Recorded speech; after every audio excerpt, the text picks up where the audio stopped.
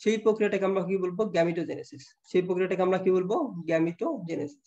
তাহলে যে প্রক্রিয়ায় গ্যামিট তৈরি হবে সেটার নাম হচ্ছে গ্যামিটোজেনেসিস। এবং এই গ্যামিটোজেনেসিসটা দুই ধরনের হতে পারে, কারণ গ্যামিট তো দুই ধরনের বা জননকোষ দুই ধরনের, একটা হচ্ছে শুক্রাণু, একটা হচ্ছে ডিম্বাণু।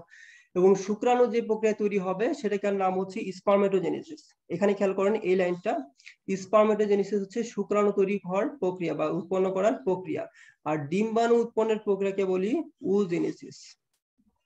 তাহলে গ্যামেটোজেনেসিস দুই ধরনের হতে পারে, একটা হচ্ছে স্পার্মেটোজেনেসিস আর একটা হচ্ছে ওজেনেসিস। স্পার্মেটোজেনেসিস প্রক্রিয়ায় শুক্রাণু তৈরি হয়, আর ওজেনেসিস প্রক্রিয়া তৈরি হয় হচ্ছে ডিম্বাণু। ওজেনেসিস প্রক্রিয়া কি তৈরি হবে? ডিম্বাণু। ঠিক আছে, তাহলে আমরা দুইটা পর্যায় পেলাম এবং এই পর্যায়গুলো ইম্পর্টেন্ট। যেটা হচ্ছে আচ্ছা, পরের যে প্যারাটা আছে এই প্যারাটা একটু খেয়াল করেন, যে সেমিনাল ভেসিকুলার কথা শুরুতে যে বলছিলাম, শুক্রাশয় সেমিনিফেরাস, সেমিনাল ভেসিকুলার। সেমিনিফেরাস যে নালিকা থাকে, এই সেমিনিফেরাস নালিকার প্রাচীরে একটা এপিথেলিয়াম থাকে, নাম হচ্ছে জার্মিনাল এপিথেলিয়াম। Germinal epithelium. এবং এই জার্মিনাল এপিথেলিয়াম গুলো থেকে তৈরি হবে জনন মাতৃকোষ বা প্রিমোর্ডিয়াল জননকোষ বা প্রাইমোর্ডিয়াল জননকোষ, যেটাই বলেন না কেন। সো জার্মিনাল এপিথেলিয়াম তাহলে যদি বলা হয় কোথায় থাকে? সেমিনিফেরাস নালিকা। এবং জার্মিনাল এপিথেলিয়াম থেকে হচ্ছে জনন মাতৃকোষ তৈরি হবে, এবং জনন মাতৃকোষ থেকে আলটিমেটলি কি তৈরি হবে? শুক্রাণু বা ডিম্বাণু। শুক্রাশয়ের বেলায় হচ্ছে শুক্রাণু, আর ডিম্বাশয়ের বেলায় তৈরি হবে হচ্ছে আপনার কি? ডিম্বাণু। ঠিক আছে, তাহলে জনন মাতৃকোষ দুইটা জায়গায় সেম, যে দুইটার ক্ষেত্রেই জনন মাতৃকোষ থেকে এই যদি শুক্রাশয়ের বেলায় বলি আমরা শুক্রাণু তৈরি হবে, আর ডিম্বাশয়ের বেলায় বলি ডিম্বাণু তৈরি হবে। ক্লিয়ার? তাহলে সেমিনিফেরাস নালিকার মধ্যে জার্মিনাল এপিথেলিয়াম থাকে, জার্মিনাল এপিথেলিয়াম থেকে হচ্ছে জনন মাতৃকোষ তৈরি হবে, এবং জনন মাতৃকোষ থেকে শুক্রাণু তৈরি হবে। এবং আমরা শুক্রাশয়ে আরেকটা সেল পাইছিলাম, যে হচ্ছে জার্মিনাল এপিথেলিয়াম ছাড়া সার্টলি কোষ।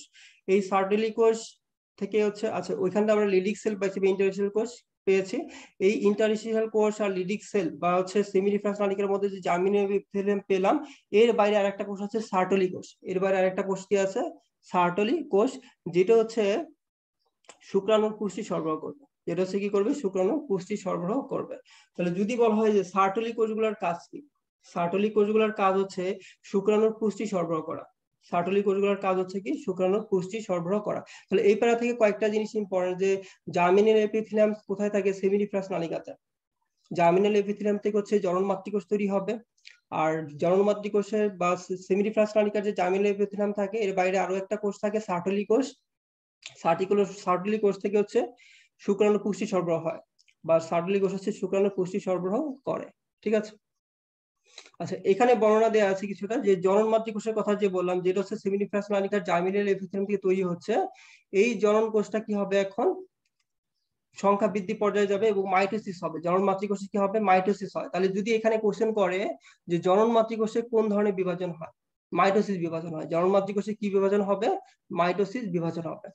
এবং এখানে এই মাইটোসিস হতেই থাকবে অনেক অনেক কি তৈরি করবে? স্পার্মাটোগোনিয়া তৈরি করবে। অর্থাৎ জনন মাতৃকোষে মাইটোসিস হচ্ছে, এবং মাইটোসিসের মাধ্যমে ওরা একটা সেল তৈরি করছে, সেটার নাম হচ্ছে স্পার্মাটোগোনিয়া। স্পার্মাটোগোনিয়া। এবং এই স্পার্মাটোগোনিয়া থেকে তৈরি কিছু স্পার্মাটোগোনিয়া দেখা যায় যে ম্যাচিউরড হয় বা একটু আকারে বড় হয়। কিভাবে আকারে বড় হবে? ওরা সার্টলি কোষ থেকে পুষ্টি গ্রহণ করে, সার্টলি কোষ থেকে পুষ্টি গ্রহণ করে আকারে বড় হবে, তখন এটাকে আমরা বলি প্রাইমারি স্পার্মাটোসাইট। প্রাইমারি স্পার্মাটোসাইট থেকে খেয়াল করে, এটা খুবই ইম্পর্টেন্ট। এখানে কি হচ্ছে? মিওসিস এক হচ্ছে। প্রাইমারি স্পার্মাটোসাইটে কি হচ্ছে? মিওসিস এক হচ্ছে। অর্থাৎ আমরা জানি মিওসিসকে দুই ভাগে ভাগ করা হয়, একটা মিওসিস এক আর একটা হচ্ছে মিওসিস দুই। এই মিওসিস একটা হচ্ছে প্রাইমারি স্পার্মাটোসাইটে, এবং প্রাইমারি স্পার্মাটোসাইটে যখন মিওসিস এক হবে, এটা কিসে পরিণত হবে? সেকেন্ডারি স্পার্মাটোসাইটে। কিসে পরিণত হবে? সেকেন্ডারি স্পার্মাটোসাইটে। এবং এই পরবর্তীতে এই সেকেন্ডারি স্পার্মাটোসাইটে হবে মিওসিস দুই। মিওসিস দুই। এবং মিওসিস দুই এর মাধ্যমে সেকেন্ডারি স্পার্মাটোসাইটটা তৈরি কিসে পরিণত হবে? স্পার্মাটিড। স্পার্মাটিড। আচ্ছা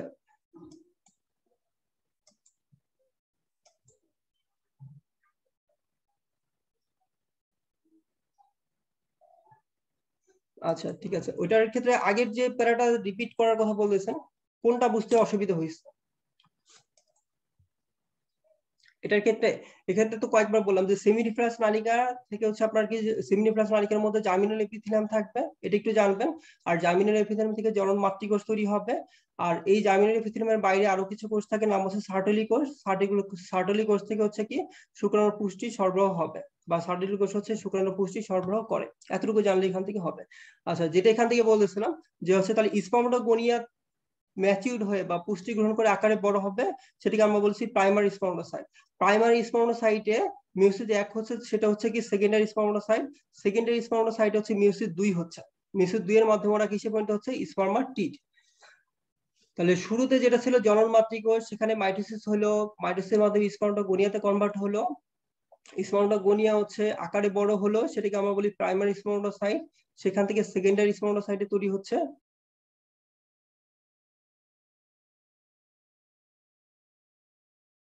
মিউসিস 1 এর মাধ্যমে। এবং সেকেন্ডারি স্পার্মাটোসাইটে যখন মিউসিস 2 হবে, ওরা কিসে কনভার্ট হবে? স্পার্মাটিড। এবং এখানে মিউসিস 1 কার মধ্যে হচ্ছে, মিউসিস 2 কার মধ্যে হচ্ছে, বা কার ক্ষেত্রে হচ্ছে, সেটা খুব ইম্পর্টেন্ট। প্রাইমারি স্পার্মাটোসাইট হচ্ছে মিউসিস 1 আর সেকেন্ডারি স্পার্মাটোসাইট হচ্ছে মিউসিস 2। আরেকটা জিনিস খুব ইম্পর্টেন্ট, এই যে যে স্পার্মাটিড হচ্ছে, এটা আলটিমেটলি তো আপনার হচ্ছে কি হবে? শুক্রাণুতে কনভার্ট হবে। এবং এই কনভার্টটা যে হবে, সেটা কিছু পরিবর্তনের মাধ্যমে হবে।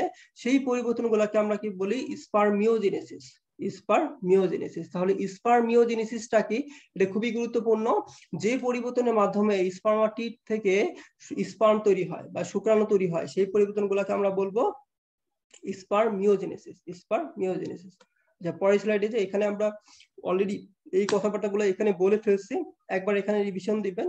যে হচ্ছে আপনার ধরেন যে প্রিমোডিয়াল বা হচ্ছে জনন মাতৃকোষ, স্পার্মাটোগোনিয়া, তারপরে সার্টিলি কোষ থেকে পুষ্টি গ্রহণ করে ও প্রাইমারি স্পার্মাটোসাইটে কনভার্ট হচ্ছে। প্রাইমারি স্পার্মাটোসাইটে হচ্ছে কি মিওসিস 1 হচ্ছে, ফলে হচ্ছে ওরা সেকেন্ডারি স্পার্মাটোসাইটে কনভার্ট হচ্ছে। এবং এখানে দ্বিতীয় মিওসিস হচ্ছে বা মিওসিস 2 হচ্ছে, ওরা স্পার্মাটিডে কনভার্ট হয়ে যাচ্ছে। এই কথাগুলো একটু মার্ক করে রাখবেন, আর ছবিটা একটু দেখবেন, তাহলে হচ্ছে ক্লিয়ার হয়ে যাবে। ঠিক আছে। আচ্ছা, স্পারমিওজেনেসিসের কথা যেটা বললাম, এটা হচ্ছে স্পারমিওজেনেসিস। এটা খুবই ইম্পর্টেন্ট টপিক। এবং স্পারমিওজেনেসিস আমরা বলছি যে হচ্ছে যে পরিবর্তনের মাধ্যমে, এখানে একটু খেয়াল করেন, স্পার্মাটিডটা যে পরিবর্তনের মাধ্যমে স্পার্মে পরিণত হচ্ছে, সেটাকে আমরা বলবো স্পারমিওজেনেসিস। ঠিক আছে। এখানে কয়েকটা লাইন ইম্পর্টেন্ট, যেমন হচ্ছে গলজি বডি থেকে অ্যাক্টোসোম তৈরি হচ্ছে। এটি ইম্পর্টেন্ট যে অ্যাক্টোসোম কি থেকে তৈরি হয়? গলজি বডি থেকে। অ্যাক্টোসোম কোথা থেকে তৈরি হচ্ছে? গলজি বডি থেকে। খুবই ইম্পর্টেন্ট। আর অক্ষীয় সূত্রক এবং লেজ, শুক্রাণুর যে অক্ষীয় সূত্রক এবং লেজ থাকে, সেটা তৈরি হবে সেন্টিওল থেকে। সেটা তৈরি হবে কোথা থেকে? সেন্টিওল থেকে। আর পুরো স্পারমেটোজেনেসিস প্রক্রিয়া সম্পন্ন হতে 60 থেকে 70 দিন লাগে। এই কয়েকটা পয়েন্ট মার্ক করেন। এই কয়েকটা পয়েন্ট ইম্পর্টেন্ট। যে স্পারমেটোজেনেসিসের ক্ষেত্রে যে শুক্রাণুতে অ্যাক্রোসোম থাকে, সেটা কোথা থেকে তৈরি হচ্ছে? গলগি বডি থেকে। আর লেজ বা অক্ষীয় সূত্রক যে থাকে, সেটা তৈরি হচ্ছে সেন্টিওল থেকে। আর পুরো স্পারমেটোজেনেসিস প্রক্রিয়াটা সম্পন্ন হতে সময় লাগে হচ্ছে 60 থেকে 70 দিন। 60 থেকে 70 দিন। ঠিক আছে। ওকে, এরপর হচ্ছে শুক্রাণু গঠন। সাধারণত তোমার আপনার হচ্ছে মেরুদণ্ডী প্রাণী শুক্রাণু গুলা কি থাকে? আণুবীক্ষণিক থাকে। তবে ব্যাঙ এবং ড্রসোফিলা যে মাছি থাকে, ওদের শুক্রাণুটা দৈর্ঘ্যে 2 মিলিমিটার একটু বেশি হয়, যাদেরকে খালি চোখে দেখা যাবে। তাহলে কাদের শুক্রাণু খালি চোখে দেখা যায়? ব্যাঙ এবং ড্রসোফিলা মাছির। ব্যাঙ এবং ড্রসোফিলা মাছির শুক্রাণুটা খালি চোখে দেখা যাবে।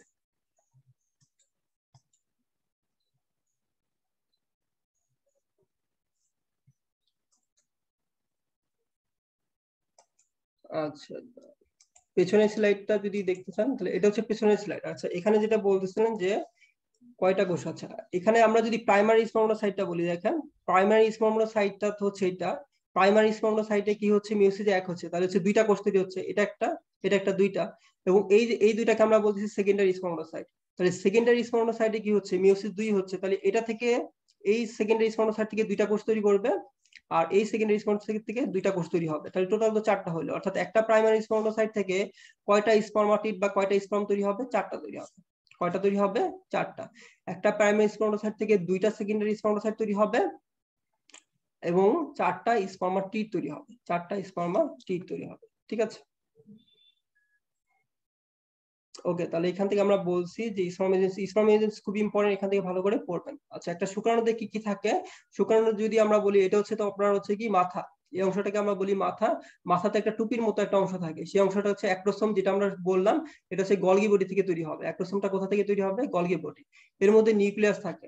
আচ্ছা, নিউক্লিয়াসের মধ্যে অবশ্যই ক্রোমোজোম থাকবে, বা হচ্ছে নিউক্লিওলাস, এগুলো তো থাকবে। এবং এদের যে নিউক্লিয়াস, এর মধ্যে যে ক্রোমোজোম থাকে, কেউ কি বলতে পারবেন যে ওদের যে ক্রোমোজোম, এই নিউক্লিয়াসের মধ্যে যে ক্রোমোজোম থাকে, কয়টা ক্রোমোজোম থাকে? শুক্রাণুর নিউক্লিয়াসে কয়টা ক্রোমোজোম থাকে?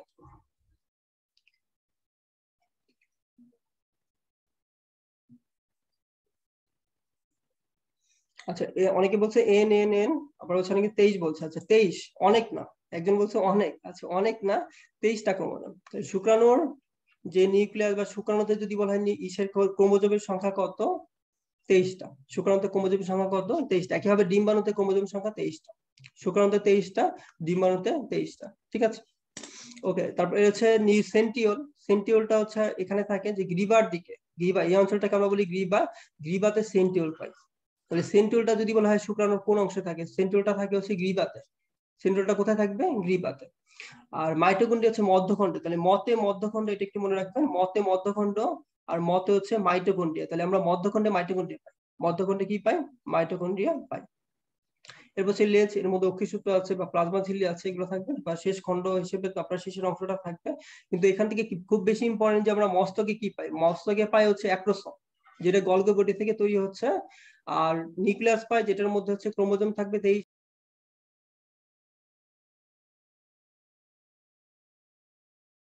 23টা। আর সেন্টিউল হচ্ছে গ্রীবাতে পাই, গ্রীবাতে সেন্টিউল পাওয়া যায়। এটা খুবই ইম্পর্টেন্ট। সেন্টিউল কোথায় পাই? গ্রীবাতে। আর মধ্যখণ্ডে পাই মাইটোকন্ড্রিয়া। খুব ইম্পর্টেন্ট যে মাইটোকন্ড্রিয়া কোথায় পাওয়া যায়? মধ্যখণ্ডে। আর লেজের ব্যাপারটা, লেজ যদি আমরা বলি, লেজটা সেটা হচ্ছে সেন্টিউল থেকে তৈরি হবে। লেজ বা হচ্ছে অক্ষিসূত্র যেটা আমরা বলি, অক্ষিসূত্র বা লেজ, এটা কোথা থেকে তৈরি হবে? সেন্টিউল থেকে, সেন্ট্রিওল থেকে। তাহলে হচ্ছে এখানে অ্যাক্রোসোমটা তৈরি হচ্ছে গলগি বডি থেকে, আর লেজ বা অক্ষিসূত্র তৈরি হবে সেন্টিউল থেকে। এই দুইটা পয়েন্ট খেয়াল করবেন। আমরা সেন্টিউলটা পাই হচ্ছে আপার বাইরে, সেন্টিউল থেকে তো এরা তৈরি হচ্ছে, লেজ বা হচ্ছে শেষ খণ্ড তৈরি হচ্ছে, কিন্তু আমরা গ্রীবাতেও এক্সট্রা সেন্টিউল পাই, গ্রীবাতেও সেন্টিউল পাই। আর মাইটোকন্ড্রিয়া আমরা পাই মধ্যখণ্ডে, মতে মধ্যখণ্ড, মতে মাইটোকন্ড্রিয়া, এভাবে একটু মনে রাখার চেষ্টা করবেন। ঠিক আছে। আচ্ছা, তাহলে এখান থেকে যদি আমরা বলি মস্তকের বেলায়, মস্তকের কি থাকে? লেজ।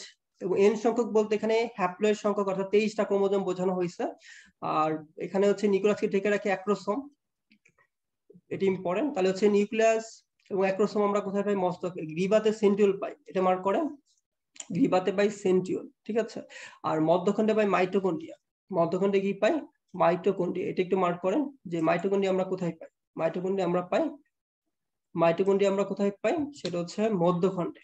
আর লেজ বা হচ্ছে শেষের অংশ, এটা হচ্ছে শুক্রাণুর দীর্ঘতম অংশ। এই লাইনটি একটু মার্ক করেন যে শুক্রাণুর দীর্ঘতম অংশ কোনটা? শুক্রাণুর দীর্ঘতম অংশ হচ্ছে লেজ বা ফ্লাজেলাম। শুক্রাণুর দীর্ঘতম অংশ হচ্ছে লেজ বা ফ্লাজেলাম। ঠিক আছে,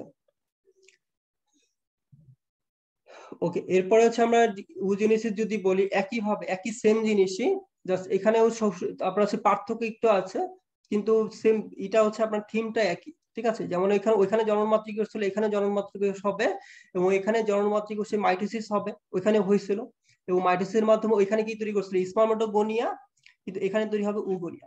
এতটুকু পার্থক্য, এখানে স্পার্মাটোগোনিয়া আর এটা এখানে হচ্ছে উগোনিয়া। আচ্ছা, স্পার্মাটোগোনিয়া আর উগোনিয়া হচ্ছে ডিপ্লয়েড, এটা একটু জেনে রাখবেন। স্পার্মাটোগোনিয়া বা ওগোনিয়া হচ্ছে ডিপ্লয়েড। যখন এই স্পার্মাটোগোনিয়া ম্যাচিউরড হবে, তখন আমরা বলবো প্রাইমারি ওসাইট, এটাও ডিপ্লয়েড। কিন্তু এই প্রাইমারি ওসাইটে কি হচ্ছে? মিওসিস এক হচ্ছে, তখন যেটা কোষ তৈরি হচ্ছে সেগুলো কিন্তু হ্যাপ্লয়েড হয়ে যাচ্ছে। অর্থাৎ আমরা জানি মিওসিস একের মাধ্যমে ডিপ্লয়েড সেলটা হ্যাপ্লয়েড হয়।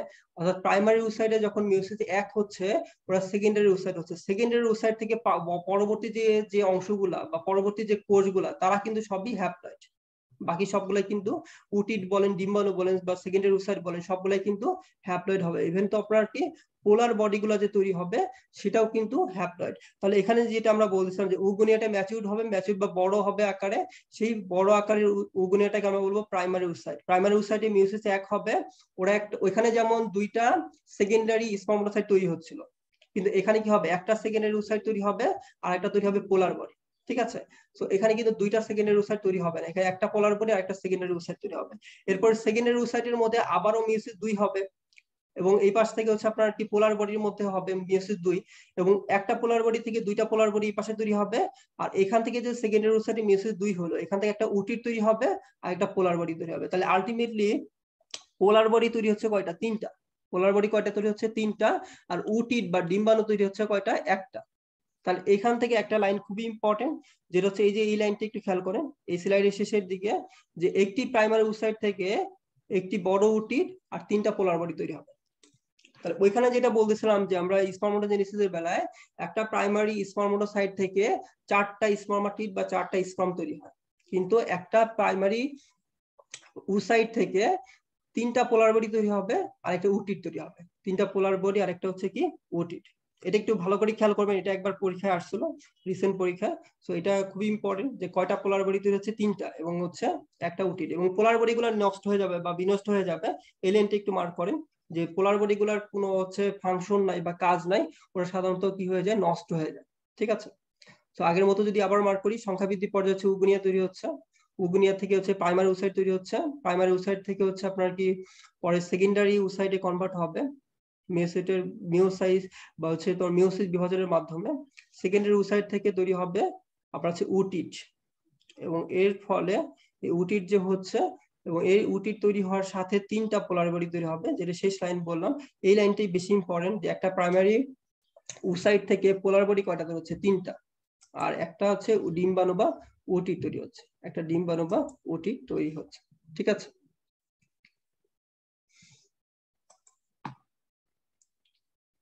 ওকে। আচ্ছা, মানুষের ডিম্বাণুর গঠনের ক্ষেত্রে এইখানে একটু দেখেন, এখানে কিছু লাগবে না। আচ্ছা, এখান থেকে যদি পারেন শেষের লাইনটা একটু দেখতে পারেন যে ডিম্বাণুকে কয়টা অংশে ভাগ করা হয়, বা ডিম্বাণুর কয়টা অংশ থাকে, 3টা। ডিম্বাণুর কয়টা অংশ থাকে, 3টা। ডিম্বাণু কয়টা অংশে বিভক্ত থাকে, 3টা অংশে বিভক্ত থাকে। ওকে, ডিম্বাণু ঝিল্লি যদি আমরা বলি, ডিম্বাণু ঝিল্লি আপনারা একটু মনে রাখতে হবে যে ডিম্বাণু ঝিল্লি কি কি আছে। ডিম্বাণু ঝিল্লি মনে রাখবো আমরা জিকা দিয়ে। ঠিক আছে, জিকা। জিতে হচ্ছে জোনা পেলুসিডা, আর কাতে হচ্ছে করোনা রেডিয়াটা। এখানে এটা যদি ডিম্বাণু হয়, এখানে একটু খেয়াল করেন, এটা হচ্ছে ডিম্বাণু। এই যে যে স্তরটা,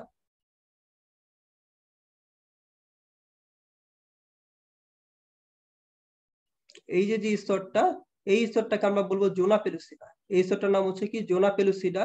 আর জোনা পেলুসিডার বাইরে যে কোষীয় স্তর আছে, যেখানে ছোট ছোট অনেকগুলা কোষ আছে, এই কোষগুলা যে আছে, এই কোষের স্তরটাকে আমরা বলবো করোনা রেডিয়াটা। তাহলে জোনা পেলুসিডা আর হচ্ছে করোনা রেডিয়াটা। আলিম স্যারের বইতে জোনা পেলুসিডার নিচে আরেকটা স্তরের কথা বলা হয়েছে, ভাইটেলিন স্তর। ঠিক আছে, আর এখানে বলছে যে পেরি ভাইটেলিন ফাঁকার কথা বলা হয়েছে, অর্থাৎ জোনা পেলুসিডা এবং হচ্ছে সাইটোপ্লাজম এর মাঝে একটা স্তর আছে, সেটা হচ্ছে পেরি ভাইটেলিন ফাঁকা বা পেরি ভাইটেলিন ফাঁক, এটার কথা বলছে। কিন্তু যদি স্তরের কথা বলেন তাহলে হচ্ছে দুইটা, একটা হচ্ছে জোনা পেলুসিডা আর একটা হচ্ছে করোনা রেডিয়াটা। জোনা পেলুসিডা আর একটা হচ্ছে কি করোনা রেডিয়াটা। তাহলে ডিম্বাণুর স্তর হচ্ছে দুইটা, জোনা পেলুসিডা এবং করোনা রেডিয়াটা। এবং যদি মুখ্য ঝিল্লি বলা হয় সেটা হচ্ছে জোনা পেলুসিডা। আলিম স্যারের বইয়ের ভাষ্য মতে মুখ্য ঝিল্লি হচ্ছে জোনা পেলুসিডা, আর হচ্ছে আপনার কি এর বাইরে হচ্ছে গৌণ ঝিল্লি যদি আমরা বলি সেটা হচ্ছে করোনা রেডিয়াটা। গৌণ ঝিল্লি হচ্ছে কি করোনা রেডিয়াটা। আপনাদের যদি দুইটা ভালো করে পড়বেন, একটা হচ্ছে করোনা রেডিয়াটা হচ্ছে বাইরের কোষীয় স্তর, আর কোষীয় স্তরের পরের যে স্তরটা সেটা হচ্ছে আপনার কি জোনা পেলুসিডা। আর আলিম স্যারের বই অনুযায়ী যদি মনে রাখতে চান তাহলে আরেকটা স্তর আছে, সেটা হচ্ছে কি ভাইটেলিন স্তর। তাহলে আমরা এটা জিকাকে ভাইরাস, জিকা ভাইরাস দিয়ে মনে রাখি, ভাইরাস। ভাইরাস হচ্ছে ভাইটেলিন স্তর। তাহলে জিকা ভাইরাস, জি হচ্ছে জোনা পেলুসিডা, কাতে হচ্ছে করোনা রেডিয়াটা, আর ভাইরাস হচ্ছে ভাইটেলিন স্তর। ভাইরাস হচ্ছে কি ভাইটেলিন স্তর। ঠিক আছে, ওকে। এরপর হচ্ছে সাইটোপ্লাজম। ওদের যে ডিম্বাণু যে সাইটোপ্লাজম থাকে সেটা কি নামে পরিচিত, উপ্লাজম। কি নামে পরিচিত? আচ্ছা, এখানে পেরিভাইটেলিন ফাঁকা, করোনা রেডিয়াটা, জোনা পেলুসিডা একটু মার্ক করবে। সাইটোপ্লাজম হচ্ছে কি নামে পরিচিত, উপপ্লাজম। এটা একটু মনে রাখবেন যে ডিম্বাণু সাইটোপ্লাজম কি কেউ বলা হয়, উপপ্লাজম বলা হয়। আর ওদের ডিম্বাণুকে বা মানুষের ডিম্বাণুকে কি বলা হয়, মাইক্রোলেসিথাল ডিম্বাণু, কারণ এখানে খুব সামান্য পরিমাণ কুসুম থাকে এবং সেটা সাইটোপ্লাজমে সমানভাবে ছড়ানো থাকে। ঠিক আছে, আর ওদের আমরা শুরুতেই বলছি শুক্রাণু বলেন বা ডিম্বাণু বলেন, দুইটার ক্ষেত্রে 23টা করে ক্রোমোজোম থাকবে, দুইটাতেই 23টা করে ক্রোমোজোম। তাহলে নিউক্লিয়াসের মধ্যে যে ক্রোমোজোম থাকে সেটা কতগুলা থাকে, 23টা থাকবে। তাহলে ক্রোমোজোমের সংখ্যা হচ্ছে আপনার কতগুলা, 23টা। ক্রোমোজোমের সংখ্যা হচ্ছে 23টা। ঠিক আছে, আচ্ছা, এখানে কম্পেয়ার করে দিচ্ছে আবার ওই একই কথা, স্পার্মোজেনেসিস আর হচ্ছে উজেনেসিস। তো এখানে যেটা মনে রাখবেন, এখানে স্পার্মোগোনিয়া, এখানে উগোনিয়া, প্রাইমারি স্পার্মোসাইট, প্রাইমারি উসাইট, এখানে সেকেন্ডারি স্পার্মোসাইট তৈরি হচ্ছে মেয়োসিস একের মাধ্যমে, এখানে সেকেন্ডারি উসাইট তৈরি হচ্ছে, সাথে একটা পোলার বডি তৈরি হচ্ছে। এখানে স্পার্মাটিড 4টা তৈরি হচ্ছে, এখানে উটিড একটা তৈরি হচ্ছে বা ডিম্বাণু একটা তৈরি হচ্ছে, সাথে 3টা পোলার বডি। টোটাল হচ্ছে এখানে প্রথম পোলার বডি, এখানে আরো 2টা পোলার বডি, টোটাল হচ্ছে 3টা পোলার বডি তৈরি হচ্ছে। অর্থাৎ এখানে জিস্ট কথাবার্তা হচ্ছে একটা প্রাইমারি স্পার্মাসাইট থেকে 4টা স্পার্মাটিড তৈরি হয়, আর একটা প্রাইমারি উসাইট থেকে তিনটা পোলার বডি একটা ডিম্বাণু তৈরি হবে, তিনটা পোলার বডি একটা ডিম্বাণু। আচ্ছা, এইটা খুবই ইম্পর্টেন্ট একটা হচ্ছে বক্স, এটা ভালো করে পড়বেন। আমরা অলরেডি বলে ফেলছি কি কি হয়। শুক্রাণু তৈরির প্রক্রিয়াকে বলবো স্পর্নোজেনেসিস, ডিম্বাণু হচ্ছে আপনার কি ওজেনেসিস, শুক্রাশয় সম্পন্ন হয়। এখানে তো আপনার হচ্ছে ডিম্বাশয় সম্পন্ন হলো, কিছু হচ্ছে ডিম্বাশয়ের বাইরে ঘটে, যেমন হচ্ছে আপনার সেকেন্ডারি যে উসাইটটা তৈরি হচ্ছে, সেকেন্ডারি উসাইট থেকে যে ডিম্বাণু তৈরি হচ্ছে সেটা কিন্তু ডিম্বাণুতে হয়, ঠিক আছে। সেকেন্ডারি উসাইট থেকে যে ডিম্বাণু তৈরি হয় সেটা ঘটে কোথায়, ডিম্বনালীতে। আচ্ছা, এখানে চারটা শুক্রাণু তৈরি হচ্ছে, এখানে একটা ডিম্বাণু তৈরি হচ্ছে। এখানে পোলার বডি সৃষ্টি হয় না, পোলার বডি সৃষ্টি হয় কুসুমবিহীন সচল কুসুমযুক্ত নিশ্চল। আর বয়সন্ধিকাল থেকে শুরু হয়, এই 6 নম্বর পয়েন্টটা খুব ইম্পর্টেন্ট, দেখেন যে স্পর্নোজেনেসিস হচ্ছে বয়সন্ধিকালে শুরু হবে, ঠিক আছে। আর সাধারণত সারা জীবন থাকে এবং 95 বছর বয়স পর্যন্ত যে স্পর্নোজেনেসিস হয় এটারও একটা রেকর্ড আছে। আর ইউজেনেসিস শুরু হয় হচ্ছে ভ্রূণ অবস্থা, খুব ইম্পর্টেন্ট, ভ্রূণ অবস্থায় শুরু হচ্ছে আর শেষ হচ্ছে মেনোপজের মাধ্যমে, সাধারণত 45 থেকে 50 বছর বয়স, ঠিক আছে। তাহলে শুরু এবং শেষ এই দুটো একটু খেয়াল করবেন। পুরুষের ক্ষেত্রে শুরু হয় হচ্ছে বয়সন্ধিকালে, আর ফিমেলের ক্ষেত্রে শুরু হবে হচ্ছে কত, মানে হচ্ছে ভ্রূণ অবস্থায় শুরু হবে, ঠিক আছে। গ্যামেটোজেনেসিস তাৎপর্য একবার রিডিং দিবেন। নিষেক থেকে আমরা যেটা বলি শুক্রাণু আর ডিম্বাণুর মিলনকে আমরা কি বলবো, নিষেক। শুক্রাণু ডিম্বাণুর মিলনকে কি বলে, নিষেক বলে, ঠিক আছে। আর মানুষের নিষেক কি ধরনের হয়, অন্তঃনিষেক, অর্থাৎ দেহের মধ্যেই নিষেকটা হচ্ছে, দেহের মধ্যে নিষেকটা হচ্ছে।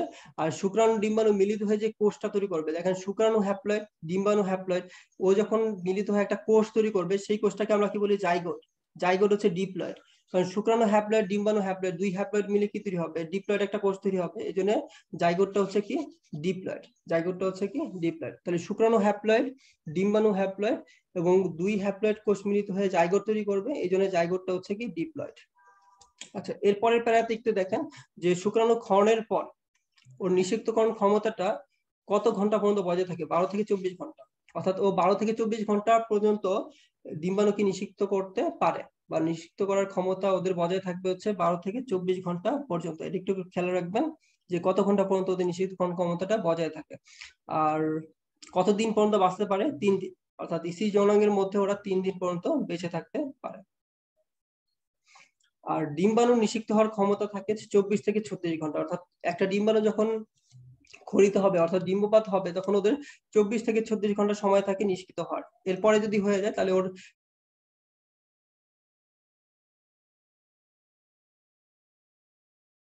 নিষিক্ত হওয়ার ক্ষমতাটা লোপ পায়, বা নিষিক্ত হওয়ার ক্ষমতাটা হচ্ছে হ্রাস পায়, তখন হচ্ছে ওর যে নিষিক্ত হতে পারে না। তাহলে দুইটা পয়েন্ট, একটা হচ্ছে শুক্রাণু ডিম্বাণুকে নিষিক্ত করতে পারে কত ঘন্টা পর্যন্ত, 12 থেকে 24 ঘন্টা পর্যন্ত। আর ডিম্বাণু নিষিক্ত হতে পারে কত ঘন্টা পর্যন্ত, 24 থেকে 36 ঘন্টা পর্যন্ত, 24 থেকে 36 ঘন্টা পর্যন্ত। ক্লিয়ার? ওকে, এরপরে হচ্ছে আমরা নিষেকে যাব। এখান থেকে খুবই প্রথম লাইনটা খুবই ইম্পর্টেন্ট, দেখেন খেয়াল করেন। আমরা নিষেক বললাম হচ্ছে শুক্রাণু আর ডিম্বাণু মিলনকে, কিন্তু অ্যাকচুয়ালি মানুষের ক্ষেত্রে নিষেক হচ্ছে কি সেকেন্ডারি উসাইট আর শুক্রাণুর মধ্যে। তাহলে সেকেন্ডারি উসাইট এবং শুক্রাণু মিলনকে আমরা বলি মানুষের ক্ষেত্রে নিষেক। তাহলে মানুষের ক্ষেত্রে নিষেকটা হচ্ছে সেকেন্ডারি উসাইট এবং শুক্রাণুর মধ্যে, সেকেন্ডারি উসাইট আছে শুক্রাণুর মধ্যে, এখানে ডিম্বাণু কিন্তু বলা যাবে না। তাহলে যদি বলা হয় মানুষের নিষেকের ক্ষেত্রে শুক্রাণুর সাথে কার মিলন ঘটে, সেকেন্ডারি উসাইড, অপশনে কিন্তু ডিম্বাণু থাকবে কিন্তু ডিম্বাণু দিবেন না, কারণ ডিম্বাণুতে এখনো কনভার্ট হয় নাই, ঠিক আছে। ও সেকেন্ডারি উসাইড অবস্থায় শুক্রাণুর সাথে মিলিত হয়ে যায়। ওকে, এখন এই ছবিটা একটু খেয়াল করেন, এটা হচ্ছে ডিম্বাণু, হ্যাঁ এটা হচ্ছে ডিম্বাণু, এই আর এর বাইরে হচ্ছে শুক্রাণু। শুক্রাণুগুলো চেষ্টা করবে ডিম্বাণুকে নিষিক্ত করার, এবং যে শুক্রাণুটা আগে আসবে, দেখেন এই শুক্রাণুটা আগে এসে পৌঁছাইছে, এটা কি করবে এখন ওর মধ্যে ঢোকার চেষ্টা করবে, কিন্তু ডিম্বাণুর বাইরে কি আছে, কর্নার রেডিয়াটা। এখন কর্নার রেডিয়াটাকে তো বিগলিত করতে হবে, এই বিগলনের কাজটাকে করে হায়ালুরোনিডেস। তাহলে শুক্রাণু যে ডিম্বাণুর বাইরে যে কর্নার রেডিয়াটাকে ফেস করে, সেই কর্নার রেডিয়াটাকে হচ্ছে বিগলনের কাজটা করে দেয় কে, হায়ালুরোনিডেস। এবং হায়ালুরোনিডেসটা কোথা থেকে খরিত হবে, অ্যাক্টোসোম থেকে। কোথা থেকে খরিত হবে, অ্যাক্টোসোম থেকে। তাহলে শুক্রাণু যে ডিম্বাণুকে নিষিক্ত করতেছে, প্রথম যে ধাপটা অতিক্রম করছে সেটা হচ্ছে কর্নার রেডিয়াটা। কর্নার রেডিয়াটাকে পাস করছে কোন এনজাইমের মাধ্যমে, হায়ালুরোনিডেস এনজাইমের মাধ্যমে, হায়ালুরোনিডেস এনজাইমের মাধ্যমে। এখন কর্নার রেডিয়াটাকে পাস করে ওরা আসবে কোথায়, জোনা পেলুসিডার কাছে। ধরেন পরবর্তী যে স্তরটা সেটা হচ্ছে কি জোনা পেলুসিরা, এই জোনা পেলুসিডাকে পাস করবে আরেকটা এনজাইমের মাধ্যমে, সেই এনজাইমের কথা বলা নাই, যে ভিন্ন একটা এনজাইমের মাধ্যমে ওরা ওই জোনা পেলুসিডাকে পাস করবে। এখন জোনা পেলুসিডাকে পাস করে বা জোনা পেলুসিডাকে অতিক্রম করে যখন ওদের যে নিউক্লিয়াসটা অর্থাৎ শুক্রাণু নিউক্লিয়াসটা ডিম্বাণুর মধ্যে চলে আসবে, যখন চলে আসবে তখন কি ঘটনা ঘটে, শুক্রাণুর মধ্যে যে কর্টিক্যাল দানা থাকে, কর্টিক্যাল দানা কিছু এনজাইম ক্ষরণ করে, সেই এনজাইমের মাধ্যমে কি হয়, ওদের যে ডিম্বাণুর যে ঝিল্লিটা থাকে অর্থাৎ জোনা পেলুসিটা যে থাকে, যে জোনা পেলুসিটা যে থাকবে সেটা অনেক শক্ত হয়ে যায়। এবং এই শক্ত হয়ে, অর্থাৎ ধরেন এই যে যদি আমরা যৌন পেলুসিডের কথা বলি, সেই যৌন পেলুসিডটা শক্ত হয়ে যাবে, ফলে কি হবে, অন্যান্য যে শুক্রাণুগুলো আছে সেটা আর ঢুকতে পারবে না, সেটা আর কি ঢুকতে পারবে না। তাহলে অন্য শুক্রাণুকে প্রতিহত করার ক্ষেত্রে ভূমিকা রাখে কে, কর্টিক্যাল দানা। তারা কি করে, এনজাইম ক্ষরণ করে, এবং এনজাইম ক্ষরণের ফলে কি হয়, জোনা পেলুসিডটা শক্ত হয়ে যায়। জোনা পেলুসিডটা শক্ত হলে কি হবে, অন্য শুক্রাণু আর ঢুকতে পারবে না, তাহলে একটা শুক্রাণু মাত্র ঢুকতেছে। তাহলে আমি যদি আবার একটি রিপিট করি, তাহলে একটা শুক্রাণু ডিম্বাণুর কাছে আসবে, প্রথমে হচ্ছে কর্নার এরিয়াটাকে অতিক্রম করবে। কর্নার এরিয়াটাকে অতিক্রম করবে কিসের মাধ্যমে, হায়ালুরোনিডেজ এনজাইমের মাধ্যমে, যেটা হচ্ছে অ্যাক্রোসোম থেকে আসে। এরপর হচ্ছে জেনা পেলুসিডাকে অতিক্রম করবে আরেক ধরনের এনজাইমের মাধ্যমে। যখন শুক্রাণুটার নিউক্লিয়াসটা ভিতরে ঢুকে যাবে, অর্থাৎ ডিম্বাণুর সাইটোপ্লাজমের কাছে চলে যাবে, তখন কি হবে, শুক্রাণুর মধ্যে যে কর্টিক্যাল দানা থাকে, কর্টিক্যাল দানা থেকে কিছু এনজাইম রিলিজ হবে, ফলে জোনা পেলুসিডটা হচ্ছে শক্ত হয়ে যাবে। জোনা পেলুসিডটা যখন শক্ত হয়ে যাবে, তখন অন্য শুক্রাণু তার ঢুকতে পারবে না। আচ্ছা, এখান থেকে কোশ্চেন আসতে পারে যে কর্টিক্যাল দানা অ্যাকচুয়ালি কি, লাইসোসোম। ঠিক আছে, লাইসোজোম গুলো যে থাকে শুক্রাণুতে, সেগুলো হচ্ছে সাধারণত আপনার কি কর্টিক্যাল দানা, বা বিশেষ ধরনের লাইসোজোমকে আমরা কর্টিক্যাল দানা বলি। ঠিক আছে। আচ্ছা, এই পর্যায়ে দেখেন এই ছবিটার ক্ষেত্রে, এখানে দেখেন যে এখানে শুক্রাণুর যে নিউক্লিয়াস আছে, ডিম্বাণু নিউক্লিয়াস আছে, দুইটা আলাদা নিউক্লিয়াস আছে, এটাকে বলে প্রো নিউক্লিয়াই। ঠিক আছে, তাহলে শুক্রাণু এবং ডিম্বাণুর নিউক্লিয়াস দুটাকে আলাদাভাবে কি বলা হয়, এখানে পুরুষ এবং স্ত্রী প্রো নিউক্লিয়াই। এই দুটো একটু খেয়াল করবেন, যে এখানে যে দুইটা আলাদা হবে পুরুষ এবং স্ত্রীর যে শুক্রাণু নিউক্লিয়াস থাকে বা ডিম্বাণু নিউক্লিয়াস থাকে, এই দুটাকে কি বলা হয়, পুরুষ এবং স্ত্রী প্রো নিউক্লিয়াই। আর জাইগোট যে ডিপ্লয়েড, তো আমরা বলে ফেলছি। আর নিষেকের তাৎপর্যটা একবার রিডিং দিবেন, এটা লেস ইম্পর্টেন্ট। ইমপ্ল্যান্টেশন টপিকটা ইম্পর্টেন্ট, ইমপ্ল্যান্টেশন টপিকটা ইম্পর্টেন্ট, এখান থেকে অনেক কোশ্চেন আসছে, তো এটা ভালো করে দেখবেন। এবং প্রথম লাইনটা খুব ইম্পর্টেন্ট, প্রথম লাইনটা ভালো করে খেয়াল করেন। দেখেন যে ইমপ্ল্যান্টেশনটা নিষেকের কততম দিনে হচ্ছে, 6 থেকে 9তম দিনে। তাহলে নিষেকের পর 6 থেকে 9তম দিনের মধ্যে, অর্থাৎ 6 থেকে 9তম দিনের মধ্যে কি হবে, আপনার হচ্ছে ইমপ্ল্যান্টেশনটা ঘটবে। তাহলে একটা দিন 6 থেকে 9 দিনের মধ্যে আপনার ইমপ্ল্যান্টেশনটা ঘটে। আরেকটা হচ্ছে ইমপ্ল্যান্টেশনটা হবে জাইগোটের কোন অবস্থায়, ব্লাস্টোসিস্ট অবস্থায়। কোন অবস্থায়, ব্লাস্টোসিস্ট অবস্থায়। এবং ওরা কোথায় যুক্ত হবে, এন্ডোমেট্রিয়ামে যুক্ত হবে। এন্ডোমেট্রিয়াম যুক্ত হবে, অর্থাৎ এন্ডোমেট্রিয়াম হচ্ছে, আমরা এই যে নিচের ছবিটা খেয়াল করেন, যে জরায়ু যে থাকে ফিমেলের ক্ষেত্রে, ওর সবচেয়ে ভিতরের স্তরটার নাম হচ্ছে এন্ডোমেট্রিয়াম। এবং এই এন্ডোমেট্রিয়ামে কি হবে, ব্লাস্টোসিস্ট অবস্থায় যে ওরা যুক্ত হচ্ছে, অর্থাৎ একটা হচ্ছে আপনার কি জাইগোটটা যে যুক্ত হচ্ছে, সেটাকে আমরা কি বলছি, ইমপ্ল্যান্টেশনটা। অর্থাৎ আমি যদি একদম ভালো করে বলি, যে নিষেক হচ্ছে, ধরেন এই যে এখান থেকে ডিম্বাণু যা আসতেছে, অর্থাৎ সেকেন্ডারি ওসাইটটা আসতেছে, সেকেন্ডারি ওসাইটটা হচ্ছে ডিম্বনালীর মধ্যে আসে। এবং আমরা শুরুতে বলতেছিলাম যে অ্যাম্পুলার মধ্যে নিষেক ঘটে, অর্থাৎ ওরা শুক্রাণুর সাথে মিলিত হয়, মিলিত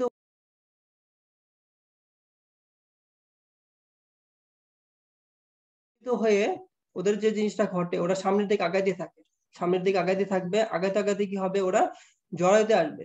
জরায়ুতে এসে, জরায়ুতে কি হবে, ওরা সংস্থাপিত হবে, অর্থাৎ যুক্ত হবে। জরায়ু কোথায় যুক্ত হবে, এন্ডোমেট্রিয়ামে যুক্ত হবে। এই যে জরায়ুর এন্ডোমেট্রিয়ামে যুক্ত হচ্ছে, এটা কোন অবস্থায় যুক্ত হচ্ছে, ব্লাস্টোসিস্ট অবস্থায় যুক্ত হচ্ছে। এই যে যুক্ত হয়, এটাকে আমরা কি বলবো, আপনার হচ্ছে ইমপ্ল্যান্টেশন। তাহলে ইমপ্ল্যান্টেশন হচ্ছে নিষেকের 6 থেকে 9তম দিনে হবে, ব্লাস্টোসিস্ট অবস্থায় হবে। এবং এই জিনিসটা হচ্ছে কি, এন্ডোমেট্রিয়ামে যুক্ত হওয়া, অর্থাৎ ব্লাস্টোসিস্ট যে জরায়ুর এন্ডোমেট্রিয়ামে যুক্ত হচ্ছে, সেটাকে আমরা বলবো ইমপ্ল্যান্টেশন। ঠিক আছে। আচ্ছা, এই লাইনটা একটু খেয়াল করেন, ডিম্বাণু ডিম্বনালীর ঊর্ধ্ব প্রান্তে নিষিক্ত হয়ে জাইগোটে পরিণত হয়, অর্থাৎ ডিম্বনালীতে ওরা জাইগোটে পরিণত হবে। তাহলে জাইগোটে, ডিম্বাণুটা যে জাইগোটে পরিণত হচ্ছে, সেটা কোথায় হচ্ছে, ডিম্বনালীতে। সেটা কোথায় হচ্ছে, ডিম্বনালীতে। ঠিক আছে। ওকে, এরপরে হচ্ছে জিনিসটা হচ্ছে, ধরেন এটা হচ্ছে জাইগোট। 1 নম্বর পয়েন্টটা খেয়াল করেন, এটা হচ্ছে জাইগোট। জাইগোট এখন কি হবে, বিভাজন হবে।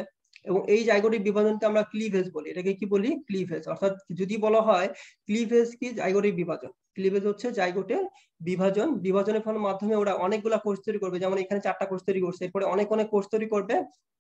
এই কোষের পিণ্ডটাকে বলা হচ্ছে মরুলা। তাহলে জাইগোট বিভাজিত হয়ে যে কোষ পিণ্ড তৈরি করে, সেটাকে আমরা কি বলবো, মরুলা। সেটাকে আমরা কি বলবো, মরুলা। ঠিক আছে। ওকে, এরপরে হচ্ছে মরুলার যে কোষগুলো, এখন মরুলার কোষগুলো কি হবে, একটা নির্দিষ্ট স্তরে সজ্জিত হয়েছে, দেখেন খুব সুন্দরভাবে সজ্জিত হয়েছে, আর মাঝে একটা গ্যাপ আছে, এই যে মাঝে গ্যাপ যুক্ত যে সজ্জিত স্তরটা বা যে অবস্থাটা তৈরি হয়েছে সেটাকে আমরা বলবো ব্লাস্টোসিস্ট। আর মাঝে যে গ্যাপটা আছে বা ফাঁকা জায়গাটা আছে সেটাকে আমরা বলবো ব্লাস্টোসিল। সেটাকে আমরা কি বলবো, ব্লাস্টোসিল। তাহলে ব্লাস্টোসিস্টের মধ্যে যে ফাঁকা জায়গা থাকে, যদি কোশ্চেন এমন হয় ব্লাস্টোসিস্টের মধ্যে ফাঁকা জায়গা যে থাকে সেটাকে কি বলা হয়, ব্লাস্টোসিল বলা হয়। সেটাকে কি বলা হয়, ব্লাস্টোসিল। আর ব্লাস্টোসিস্টের পরে যেটা, এই যে ব্লাস্টোসিস্ট যেটা হচ্ছে এই হিসেবে ওরা কি হবে, এন্ডোমেট্রিয়ামে যুক্ত হবে। ব্লাস্টোসিস্ট অবস্থায় কি হবে, এন্ডোমেট্রিয়ামে যুক্ত হবে। এবং এই ব্লাস্টোসিস্ট অবস্থায় ওদের কোষ যে থাকে, কোষের সংখ্যা থাকে নর্মালি হচ্ছে 100টা। কোষের সংখ্যা কত, 100টা। এই ইনফরমেশন গুলো আমরা এই পেজে পাবো। দেখেন এখানে খেয়াল করেন যে এই পাশে তো জাইগোট তৈরি হইলো, এবার শুধু জাইগোট তৈরি হইলো, এই জাইগোটটা পরবর্তীতে বিভাজনের মাধ্যমে কি তৈরি করবে, মরুলা তৈরি করবে। ঠিক আছে, জাইগোটিক বিভাজনকে আমরা বলছি ক্লিভেজ। ঠিক আছে, ক্লিভেজের মাধ্যমে মরুলা বা হচ্ছে মরুলা হইলো, জাইগোট থেকে মরুলা হইলো, এবং মরুলার কোষগুলো এখন কি হবে, সুসজ্জিত হবে। সুসজ্জিত হয়ে ওরা তৈরি করবে ব্লাস্টোসিস্ট। সুসজ্জিত হয়ে কি তৈরি করবে, তখন এখানে আছে ব্লাস্টোসিস্ট তৈরি করবে। এবং ব্লাস্টোসিস্টে বললাম যে কোষের সংখ্যা কত, 100। ব্লাস্টোসিস্টে কোষের সংখ্যা কত, 100টা। ঠিক আছে, আর প্রতিটা কোষকে এখানে কি বলা হয়, ব্লাস্টোমিয়ার। আর ব্লাস্টোসিস্টের যে কোষ যে থাকে ব্লাস্টোমিয়ার, এদের যে স্তর, সেই স্তরটাকে বলা হয় ট্রোফোব্লাস্ট। ট্রোফোব্লাস্ট। তাহলে এখানে কয়েকটা পয়েন্ট, একটা হচ্ছে মরুলা, জাইগোট বিভাজিত হয়ে কিসে পরিণত হবে, মরুলাতে। এবং জাইগোটিক বিভাজনকে ক্লিভেজ বলতেছি আমরা।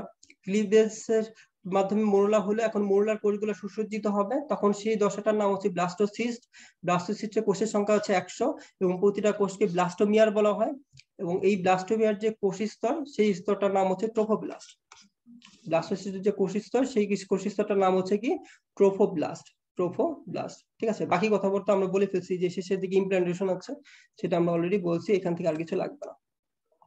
আচ্ছা, অমরাটা একটু দেখেন। অমরা হচ্ছে কি, মায়ের এবং বাচ্চা অর্থাৎ ফিটাস বলেন বা হচ্ছে একটা ভ্রূণ বলেন, তার মধ্যে যে আপনার হচ্ছে বিনিময় একটা হচ্ছে মাধ্যম, সেই বিনিময় মাধ্যমটা হচ্ছে কি অমরা বা প্লাসেন্টা। এই যে আমি যদি দেখাই, এটা হচ্ছে আপনার কি প্লাসেন্টা বা হচ্ছে অমরা। এটা চাকতির মতো, তাহলে এখানে মার্ক করেন যে অমরাটা কেমন দেখতে, চাকতির মতো। দেখেন এটা হচ্ছে কি, দেখাচ্ছে এরকম লম্বা, কিন্তু এটা অ্যাকচুয়ালি কি চাকতির মতো অবস্থায় থাকে। তাহলে যে চাকতির মাধ্যমে ফিটাস বা হচ্ছে ভ্রূণ মায়ের সাথে যুক্ত থাকে, সেটার নাম হচ্ছে আপনার কি অমরা বা প্লাসেন্টা। এই অমরা বা প্লাসেন্টা কত সপ্তাহে তৈরি হবে, 12 সপ্তাহ পরে। অর্থাৎ নিষেকের 12 সপ্তাহ পরে হচ্ছে প্লাসেন্টা তৈরি হয়। খুব ইম্পর্টেন্ট, মার্ক করেন যে 12 সপ্তাহ পরে হচ্ছে প্লাসেন্টা গঠিত হবে। আর এখানে একটা টার্ম আছে ফিটাস। ঠিক আছে, ধরেন আজকে কোনো একটা ডিম্বাণু কারোর ক্ষেত্রে নিষিক্ত হইলো। ঠিক আছে, এই নিষিক্ত ডিম্বাণুটা 12 সপ্তাহ পরে কি, এই নিষিক্ত হওয়ার পরে 12 সপ্তাহ পরে কি তৈরি হবে, প্লাসেন্টা। 12 সপ্তাহ পরে কি তৈরি হচ্ছে, প্লাসেন্টা। আর 8 সপ্তাহ পরে এই ডিম্বাণুটা বা এই ডিম্বাণুটাকে আমরা তখন কি বলবো, ফিটাস। 8 সপ্তাহ পরে তোমার আপনার হচ্ছে কি ডিম্বাণু বা ভ্রূণকে কি বলা হয়, ফিটাস বলা হয়। এর আগে এটাকে কি বলা হয়, ভ্রূণ বা এমব্রায়ো। তাহলে নিষেকের 8 সপ্তাহ পরে ভ্রূণটাকে বলা হচ্ছে ফিটাস। আর 8 সপ্তাহ পর্যন্ত তো আপনার এটাকে কি বলি আমরা, ভ্রূণ বা এমব্রায়ো। তাহলে ভ্রূণ বা এমব্রায়ো হচ্ছে আপনার কি 8 সপ্তাহ পর্যন্ত। একটা ডিম্বাণু নিষিক্ত হওয়ার 8 সপ্তাহ পর্যন্ত সেই ডিম্বাণুটাকে আমরা বলি ভ্রূণ বা এমব্রায়ো। 8 সপ্তাহ পরে গিয়ে এটাকে আমরা কি বলি, ফিটাস। তাহলে দুইটা পয়েন্ট, একটা হচ্ছে 12 সপ্তাহ, একটা হচ্ছে 8 সপ্তাহ। 12 সপ্তাহ পরে প্লাসেন্টা তৈরি হবে, আর 8 সপ্তাহ পরে ভ্রূণটাকে আমরা ফিটাস বলি। এখান থেকে এটা একটু খেয়াল করবেন। আচ্ছা, এখন যে ফিটাসটা তৈরি হচ্ছে বা অমরাটা তৈরি হচ্ছে, এটা সাধারণত ফিটাস থেকে কিছু অংশ দিয়ে তৈরি হয়,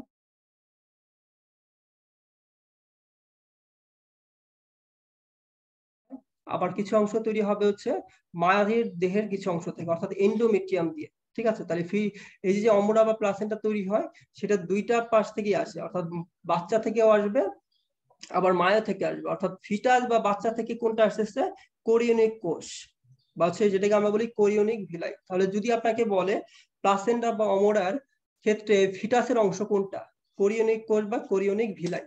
কোরিয়নিক কোষ বা কোরিয়নিক ভিলাই। ঠিক আছে, তাহলে ফিটাসের ক্ষেত্রে, তাহলে হচ্ছে আপনার কি ইসের ক্ষেত্রে, ফিটাসের ক্ষেত্রে আপনার কি, আমরা ফিটাসের অংশ অর্থাৎ অমরার ক্ষেত্রে আমরা ফিটাসের অংশ কি বলবো, কোরিয়নিক কোষ বা কোরিয়নিক ভিলাই। আর মায়ের অংশকে দেখেন, মায়ের অংশকে আমরা বলবো এন্ডোমেট্রিয়াম প্রবর্ধন। মায়ের অংশে কি বলবো, এন্ডোমেট্রিয়ামের প্রবর্ধন। ঠিক আছে, এই দুটো একটু খেয়াল করবেন যে ফিটাসের অংশ কোন কোন কে আমরা কি বলি, আর হচ্ছে মায়ের অংশকে আমরা কি বলি, বা মায়ের অংশ হিসেবে কি থাকে, এন্ডোমেট্রিয়ামের প্রবর্ধন থাকে। আর ফিটাস ইসের ক্ষেত্রে, অমরার ক্ষেত্রে ওজনটা কত, 600 গ্রাম। এটা একটু খেয়াল করে রাখবেন যে ফিটাস ইসের অমরার ক্ষেত্রে আপনার হচ্ছে ওজনটা কত, 600 গ্রাম। আর আম্বিলিকাল কর্ডের দৈর্ঘ্য কত একটু দেখে রাখতে পারেন, কিন্তু লেস 40 থেকে 50 সেন্টিমিটার। আচ্ছা, এখান থেকে মাথা থেকে ফিটাসে কি বস্তু যাচ্ছে, আর ফিটাস থেকে মাথাতে কি যাচ্ছে? ফিটাস থেকে মাথাতে যাচ্ছে, মনে রাখবেন এটা ইউরেকা দিয়ে, ইউরেকা, ইউরিয়া আর হচ্ছে কার্বন ডাইঅক্সাইড, ইউরিয়া আর হচ্ছে কি কার্বন ডাইঅক্সাইড। তাহলে ফিটাস থেকে মাথাতে যাচ্ছে হচ্ছে কি দুইটা জিনিস, ইউরিয়া আর হচ্ছে কার্বন ডাইঅক্সাইড, ইউরিয়া আর হচ্ছে কি কার্বন ডাইঅক্সাইড। ঠিক আছে, এই দুটো একটু খেয়াল রাখবেন যে ফিটাস থেকে মায়ের শরীরে কোন দুটা যাচ্ছে, ইউরিয়া আর হচ্ছে কার্বন ডাইঅক্সাইড। এখান থেকে যে খুব বেশি ইম্পর্টেন্ট যেটা হরমোন, হরমোন আর হচ্ছে আপনার অনক্রমতা 5 নম্বর পয়েন্ট, জীবাণু বহন। এই তিনটা পয়েন্ট একটু খেয়াল রাখবেন। হরমোনের ক্ষেত্রে কোন কোন হরমোন হচ্ছে আপনার হচ্ছে ই থেকে অমরা থেকে খরিত হয়, অমরা থেকে খরিত হচ্ছে কি কি হরমোন মনে রাখবেন। একটা হচ্ছে এইচ হচ্ছে human chorionic gonadotropin, human chorionic gonadotropin H দিয়ে। ই হচ্ছে আপনার কি ইস্ট্রোজেন, এল হচ্ছে আপনার কি ল্যাকটোজেন, আর পি হচ্ছে আপনার কি প্রোজেস্টেরন। অর্থাৎ আমরা এটা হেল্প দিয়ে মনে রাখবো, হেল্প, হেল্প দিয়ে মনে রাখবো। এইচ হচ্ছে আপনার কি হিউম্যান কোরিওনিক গোনাডোট্রপিন, ই তে হচ্ছে ইস্ট্রোজেন, পি তে হচ্ছে প্রোজেস্টেরন, এল হচ্ছে আপনার কি ল্যাকটোজেন বা হিউম্যান প্লাসেন্টাল ল্যাকটোজেন। এই চারটা হরমোন হচ্ছে হরমোন থেকে খরিত, মানে অমরা থেকে খরিত হবে, অমরা থেকে খরিত হবে। তাহলে অমরা থেকে খরিত হয় চারটা হরমোন। কি কি হরমোন? এইচ হচ্ছে হিউম্যান কোরিওনিক গোনাডোট্রপিন, ই হচ্ছে ইস্ট্রোজেন, এল তে হচ্ছে আপনার কি ল্যাকটোজেন, আর পি তে হচ্ছে প্রোজেস্টেরন, পি তে হচ্ছে কি প্রোজেস্টেরন। ঠিক আছে। আর জীবাণুর বহনের ক্ষেত্রে আমরা মনে রাখবো সেটা কি কি জীবাণু হচ্ছে মায়ের থেকে হচ্ছে বাচ্চাতে যেতে পারে, মায়ের থেকে বাচ্চাতে যেতে পারে। এটা মনে রাখবো হচ্ছে রুবেল, রুবেল বসন্তে হাসে, রুবেল বসন্তে হাসে। তাহলে রুবেল হচ্ছে কি রুবেলা, রুবেল হচ্ছে কি রুবেলা। বসন্তে হচ্ছে আপনার কি বসন্ত, অর্থাৎ জল বসন্ত এবং গুটি বসন্ত। আর হাসে হচ্ছে, হাতে হচ্ছে হাম, শতে হচ্ছে সিফিলিস, হাতে হাম শতে হচ্ছে কি সিফিলিস, হাতে হাম শতে হচ্ছে কি সিফিলিস। তাহলে রুবেল বসন্তে হাসে, রুবেল তো হচ্ছে রুবেলা, বসন্ত হচ্ছে গুটি বসন্ত জল বসন্ত, হাসে হচ্ছে হাম এবং সিফিলিস, হাম এবং সিফিলিস। ঠিক আছে। আর অনক্রমতা যেটা, সেটা হচ্ছে মায়ের দেহ থেকে কি কি জীবাণুর যে অ্যান্টিবায়োটিক, অর্থাৎ মায়ের থেকে কোন কোন জীবাণুর বিরুদ্ধে যে অ্যান্টিবায়োটিক সেটা বাচ্চার শরীরে যেতে পারে। ধরুন হচ্ছে ডিপথেরিয়া, হাম, বসন্ত এবং স্কারলেট জ্বর, এই জীবাণুর বিরুদ্ধে যে মায়ের শরীরে অ্যান্টিবডি তৈরি হয়, সেই অ্যান্টিবডি গুলা বাচ্চার শরীরে যেতে পারে। এবং এই জীবাণুর যে অ্যান্টিবায়োটিক বা এই জীবাণুর নামগুলা আমরা হচ্ছে মনে রাখতে পারি কি দিয়ে। আচ্ছা, এটা স্ক্রিনটা এমন করছে।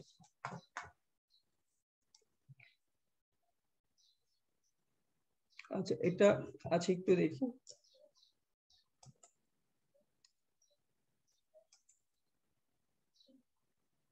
ঠিক আছে। আচ্ছা, এটা আমরা মনে রাখবো হচ্ছে happy birthday, happy birthday to Sara. ঠিক আছে, সারা। হ্যাপি এইজ যেটা, দেখেন হ্যাপির ক্ষেত্রে এইজ যেটা সেটা হচ্ছে হাম, এইজটা হচ্ছে কি হাম। বার্থডের ক্ষেত্রে বি যেটা, সেটা হচ্ছে আপনার কি বসন্ত, বিটা হচ্ছে কি বসন্ত। টু তে যেটা টি, টু এর ক্ষেত্রে টি যেটা, সেটা হচ্ছে আপনার কি টুর ক্ষেত্রে, আচ্ছা এস ক্ষেত্রে হচ্ছে আপনার কি, এস হচ্ছে আপনার কি এখানে টুর কিছু নেই, এস হচ্ছে আপনার স্কারলেট জ্বর, স্কারলেট জ্বর। তাহলে ডে এর ক্ষেত্রে আছে, ডে এখানে আছে, ডে হচ্ছে ডিপথেরিয়া, ডি হচ্ছে কি ডিপথেরিয়া।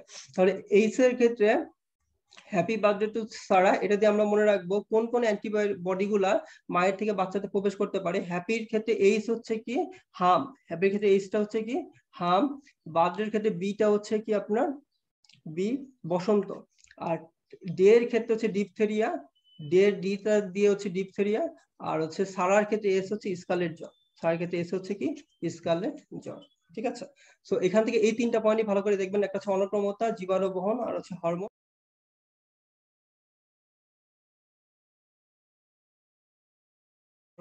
নিঃসরণ। ঠিক আছে। আচ্ছা, ভ্রূণাবনী, এখান থেকে মনে রাখবেন চারটা ভ্রূণাবনী থাকে। এটার শেষের লাইনটা একটু খেয়াল করেন, শেষের ক্ষেত্রে ভ্রূণাবনীর হচ্ছে কয়টা আবরণী আছে, চারটা, অ্যামনিয়ন, অ্যালান্টোয়াস, কোরিয়ন, কুসুমথলি। অ্যামনিয়ন, অ্যালান্টোয়াস, কোরিয়ন আর হচ্ছে কুসুমথলি। অ্যামনিয়ন, অ্যালান্টোয়াস, কোরিয়ন আর হচ্ছে কি কুসুমথলি। চারটা ভ্রূণাবরণী পাওয়া যায়।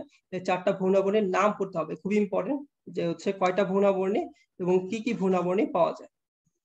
ওকে, আচ্ছা, এরপর হচ্ছে অ্যামনিয়ন, অ্যালান্টোয়াস, কোরিয়ন, কুসুমথলি এবং আপনার হচ্ছে এই চারটা যে অংশ পাওয়া যায় বা ভ্রূণ আবরণী পাওয়া যায়, এখান থেকে খুব বেশি ইম্পর্টেন্ট যেটা দেখেন কুসুমথলির ক্ষেত্রে দেখেন, কুসুমথলি হচ্ছে স্টেম সেলের উৎস হিসেবে কাজ করে। কুসুম কাজ থেকে যদি একটা পয়েন্ট পড়েন, এটা অবশ্যই পড়বেন যে কুসুমথলি স্টেম সেলের উৎস হিসেবে কাজ করে। কুসুমথলিটা কি হিসেবে কাজ করবে? স্টেম সেলের উৎস হিসেবে কাজ করবে, ঠিক আছে। আর কোরিয়ন থেকে যেটা মনে রাখবেন, অমরা গঠনে অংশগ্রহণ করে কোনটা? কোরিয়ন। অমরা গঠনে অংশগ্রহণ করবে কে? কোরিয়ন। অর্থাৎ কাজ থেকে এই দুইটা পয়েন্টই খুবই ইম্পর্টেন্ট। যারা হচ্ছে কম পড়তে চান বা খুবই গুরুত্বপূর্ণ পয়েন্ট হিসেবে পড়তে চান, যে যেটা কোনটা লাগবে পরীক্ষার ক্ষেত্রে, এই দুইটা পয়েন্টই পরীক্ষার ক্ষেত্রে লাগবে। একটা হচ্ছে কুসুমথলিতে হচ্ছে স্টেম সেলের উৎস হিসেবে কাজ করে, আর অমরা গঠন কি করবে? কোরিয়ন। অমরা গঠন কে করবে? কোরিয়ন। আচ্ছা, এখানে যেটা খেয়াল করেন যে যে আমরা ভ্রূণীয় স্তর যে চারটা পেলাম, কুসুমথলি, কোরিয়ন, অ্যামনিয়ন বা অ্যালান্টোয়াস, সেটা এখানে দেওয়া আছে যে কুসুম, কোরিয়ার, আম আনলো। কুসুম, কোরিয়ার, আম আনলো, ঠিক আছে। তাহলে এখানে আমরা যদি বলি আম, কুসুম হচ্ছে আপনার কি? কুসুমথলি। কোরিয়ার হচ্ছে কি? কোরিয়ন। আম হচ্ছে অ্যামনিয়ন আর আনলোতে অ্যালান্টোয়াস। তাহলে কুসুম, কুসুমথলি। কোরিয়া হচ্ছে কোরিয়ন, আম হচ্ছে অ্যামনিয়ন আর আনলোতে হচ্ছে অ্যালান্টোয়াস। আনলোতে কি? অ্যালান্টোয়াস। এটা আপনাদের এই যে কম্পোনেন্ট বুকে দেওয়া আছে, অথবা এখান থেকে দেখে রাখতে পারেন। আচ্ছা, আরেকটা হচ্ছে উৎপত্তির কথা যদি বলি, এটা সাধারণত আপনার একটো মেসোডার্ম আছে এন্ডোমেট্রিয়াম থেকে, এন্ডোডার্ম থেকে তৈরি হয়। তো এক্ষেত্রে একটোডার্ম আছে মেসোডার্ম, এখান থেকে তৈরি হচ্ছে অ্যামনিয়ন আর হচ্ছে কোরিয়ন। আর এন্ডোমেসো থেকে তৈরি হয় অ্যালান্টোয়াস আর হচ্ছে কুসুমথলি। যেটা মনে রাখবেন, ওন যদি থাকে, অ্যামনিয়নের ওন আছে, কোরিয়নের ওন আছে, ওন থাকলে সেটা তৈরি হবে হচ্ছে একটো আর মেসো থেকে। ওন থাকলে তৈরি হবে কোথা থেকে? একটো আর হচ্ছে মেসো থেকে। আর বাকি অ্যালান্টোয়াস, কুসুমথলি এটা তৈরি হবে হচ্ছে এন্ডো আর হচ্ছে মেসোডার্ম থেকে। Endo mesoderm. তাহলে যদি ওন থাকে যেমন অ্যামনিয়ন, কোরিয়ন, তাহলে তৈরি হবে একটো আর মেসো থেকে। আর যাদের ক্ষেত্রে ওন নাই, যেমন হচ্ছে অ্যালান্টোয়াস বা কুসুমথলি, তারা তৈরি হবে হচ্ছে এন্ডো আর হচ্ছে মেসোডার্ম থেকে। এন্ডো আর হচ্ছে মেসোডার্ম, ঠিক আছে। কাজগুলো এখানে একবার দেখে রাখতে পারেন যে কোনটা কি কাজ করে, কম্পোনেন্ট বুকে আছে। আচ্ছা, মানব ভ্রূণের পরিস্ফুটন এটা কি কি আপনার হচ্ছে ঘটে বা কি কি হয় সেটা আমরা অলরেডি জেনে গেছি। যেমন ক্লিভেজ ঘটে, ক্লিভেজটা হচ্ছে আপনার কি? জাইগোট বিভাজন। তাহলে ক্লিভেজটা হচ্ছে জাইগোটিক বিভাজন, এটা একটু দেখবেন। এবং এর ফলে হচ্ছে ব্লাস্টোমিয়ার বা ব্লাস্টোলা তৈরি হয়, এটা আমরা বলছি।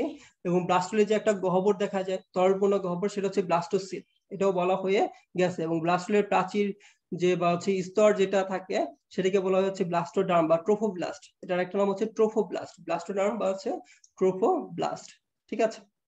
তাহলে জাইগোট বিভাজনের মাধ্যমে মরুলা তৈরি করবে।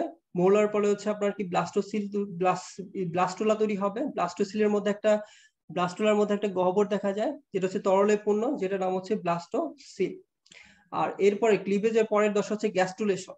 গ্যাস্টুলেশন প্রক্রিয়া কি তৈরি হবে? আর্কেন্ট্রন। এটা বললেই হবে এখান থেকে যে আর্কেন্ট্রন কোন দশায় তৈরি হবে? গ্যাস্টুলেশন দশায়। আর্কেন্ট্রন তৈরি হবে কোন দশায়? গ্যাস্টুলেশন দশায়। এবং এই গ্যাস্টুলেশন দশায় কোষগুলো তিনটা স্তরে সজ্জিত হয়। বাইরের স্তরটাকে আমরা বলবো একটোডার্ম, মাঝেরটা হচ্ছে মেসোডার্ম আর ভিতরে হচ্ছে এন্ডোডার্ম। অর্থাৎ কোষীয় যে তিনটা স্তর পাই আমরা, ভ্রূণের যে তিনটা স্তর পাই, একটো, মেসো এবং এন্ডোডার্ম, এই তিনটে স্তর কোন দশায় তৈরি হবে? গ্যাস্ট্রুলেশন। তাহলে গ্যাস্ট্রুলেশন থেকে দুইটা পয়েন্ট খেয়াল রাখবেন।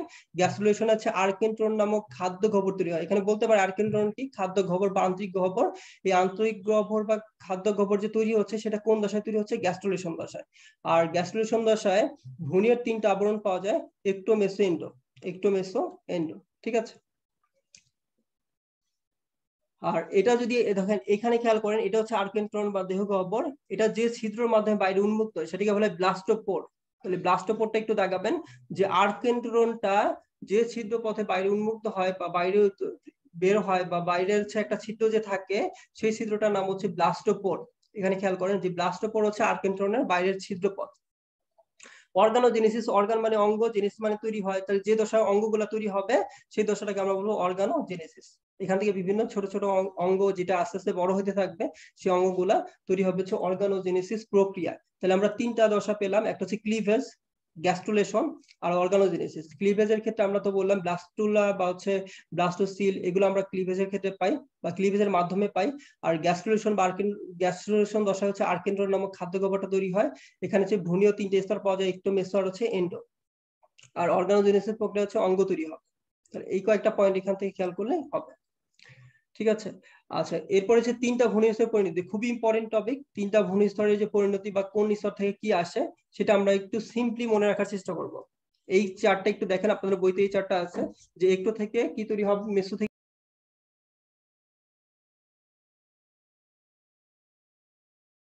থেকে কি তৈরি হবে, বা ইন্ডো থেকে কোনটা তৈরি হবে, বা পরিণতি হিসেবে কি হবে।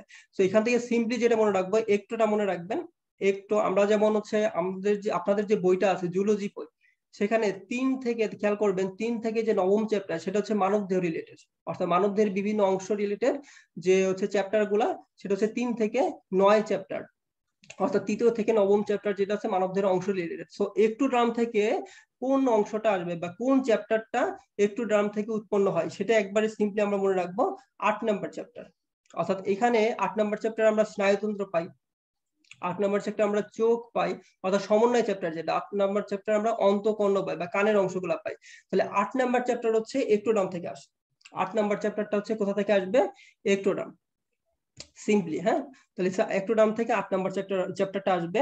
আর এন্ডোডার্ম থেকে আসবে হচ্ছে আমরা 3, দেন হচ্ছে 5, আর হচ্ছে আপনার 3, 5, আর আরেকটা আসবে সেটা গ্রন্থি মধ্যকর্ণ। আচ্ছা, 3, 5, ঠিক আছে। তাহলে 3 আর হচ্ছে আপনার কি 5 আসবে কোথা থেকে, এন্ডোডার্ম থেকে। তাহলে 8 হচ্ছে একটোডার্ম, আর 3 আর 5 আসবে হচ্ছে কোথা থেকে, এন্ডোডার্ম থেকে।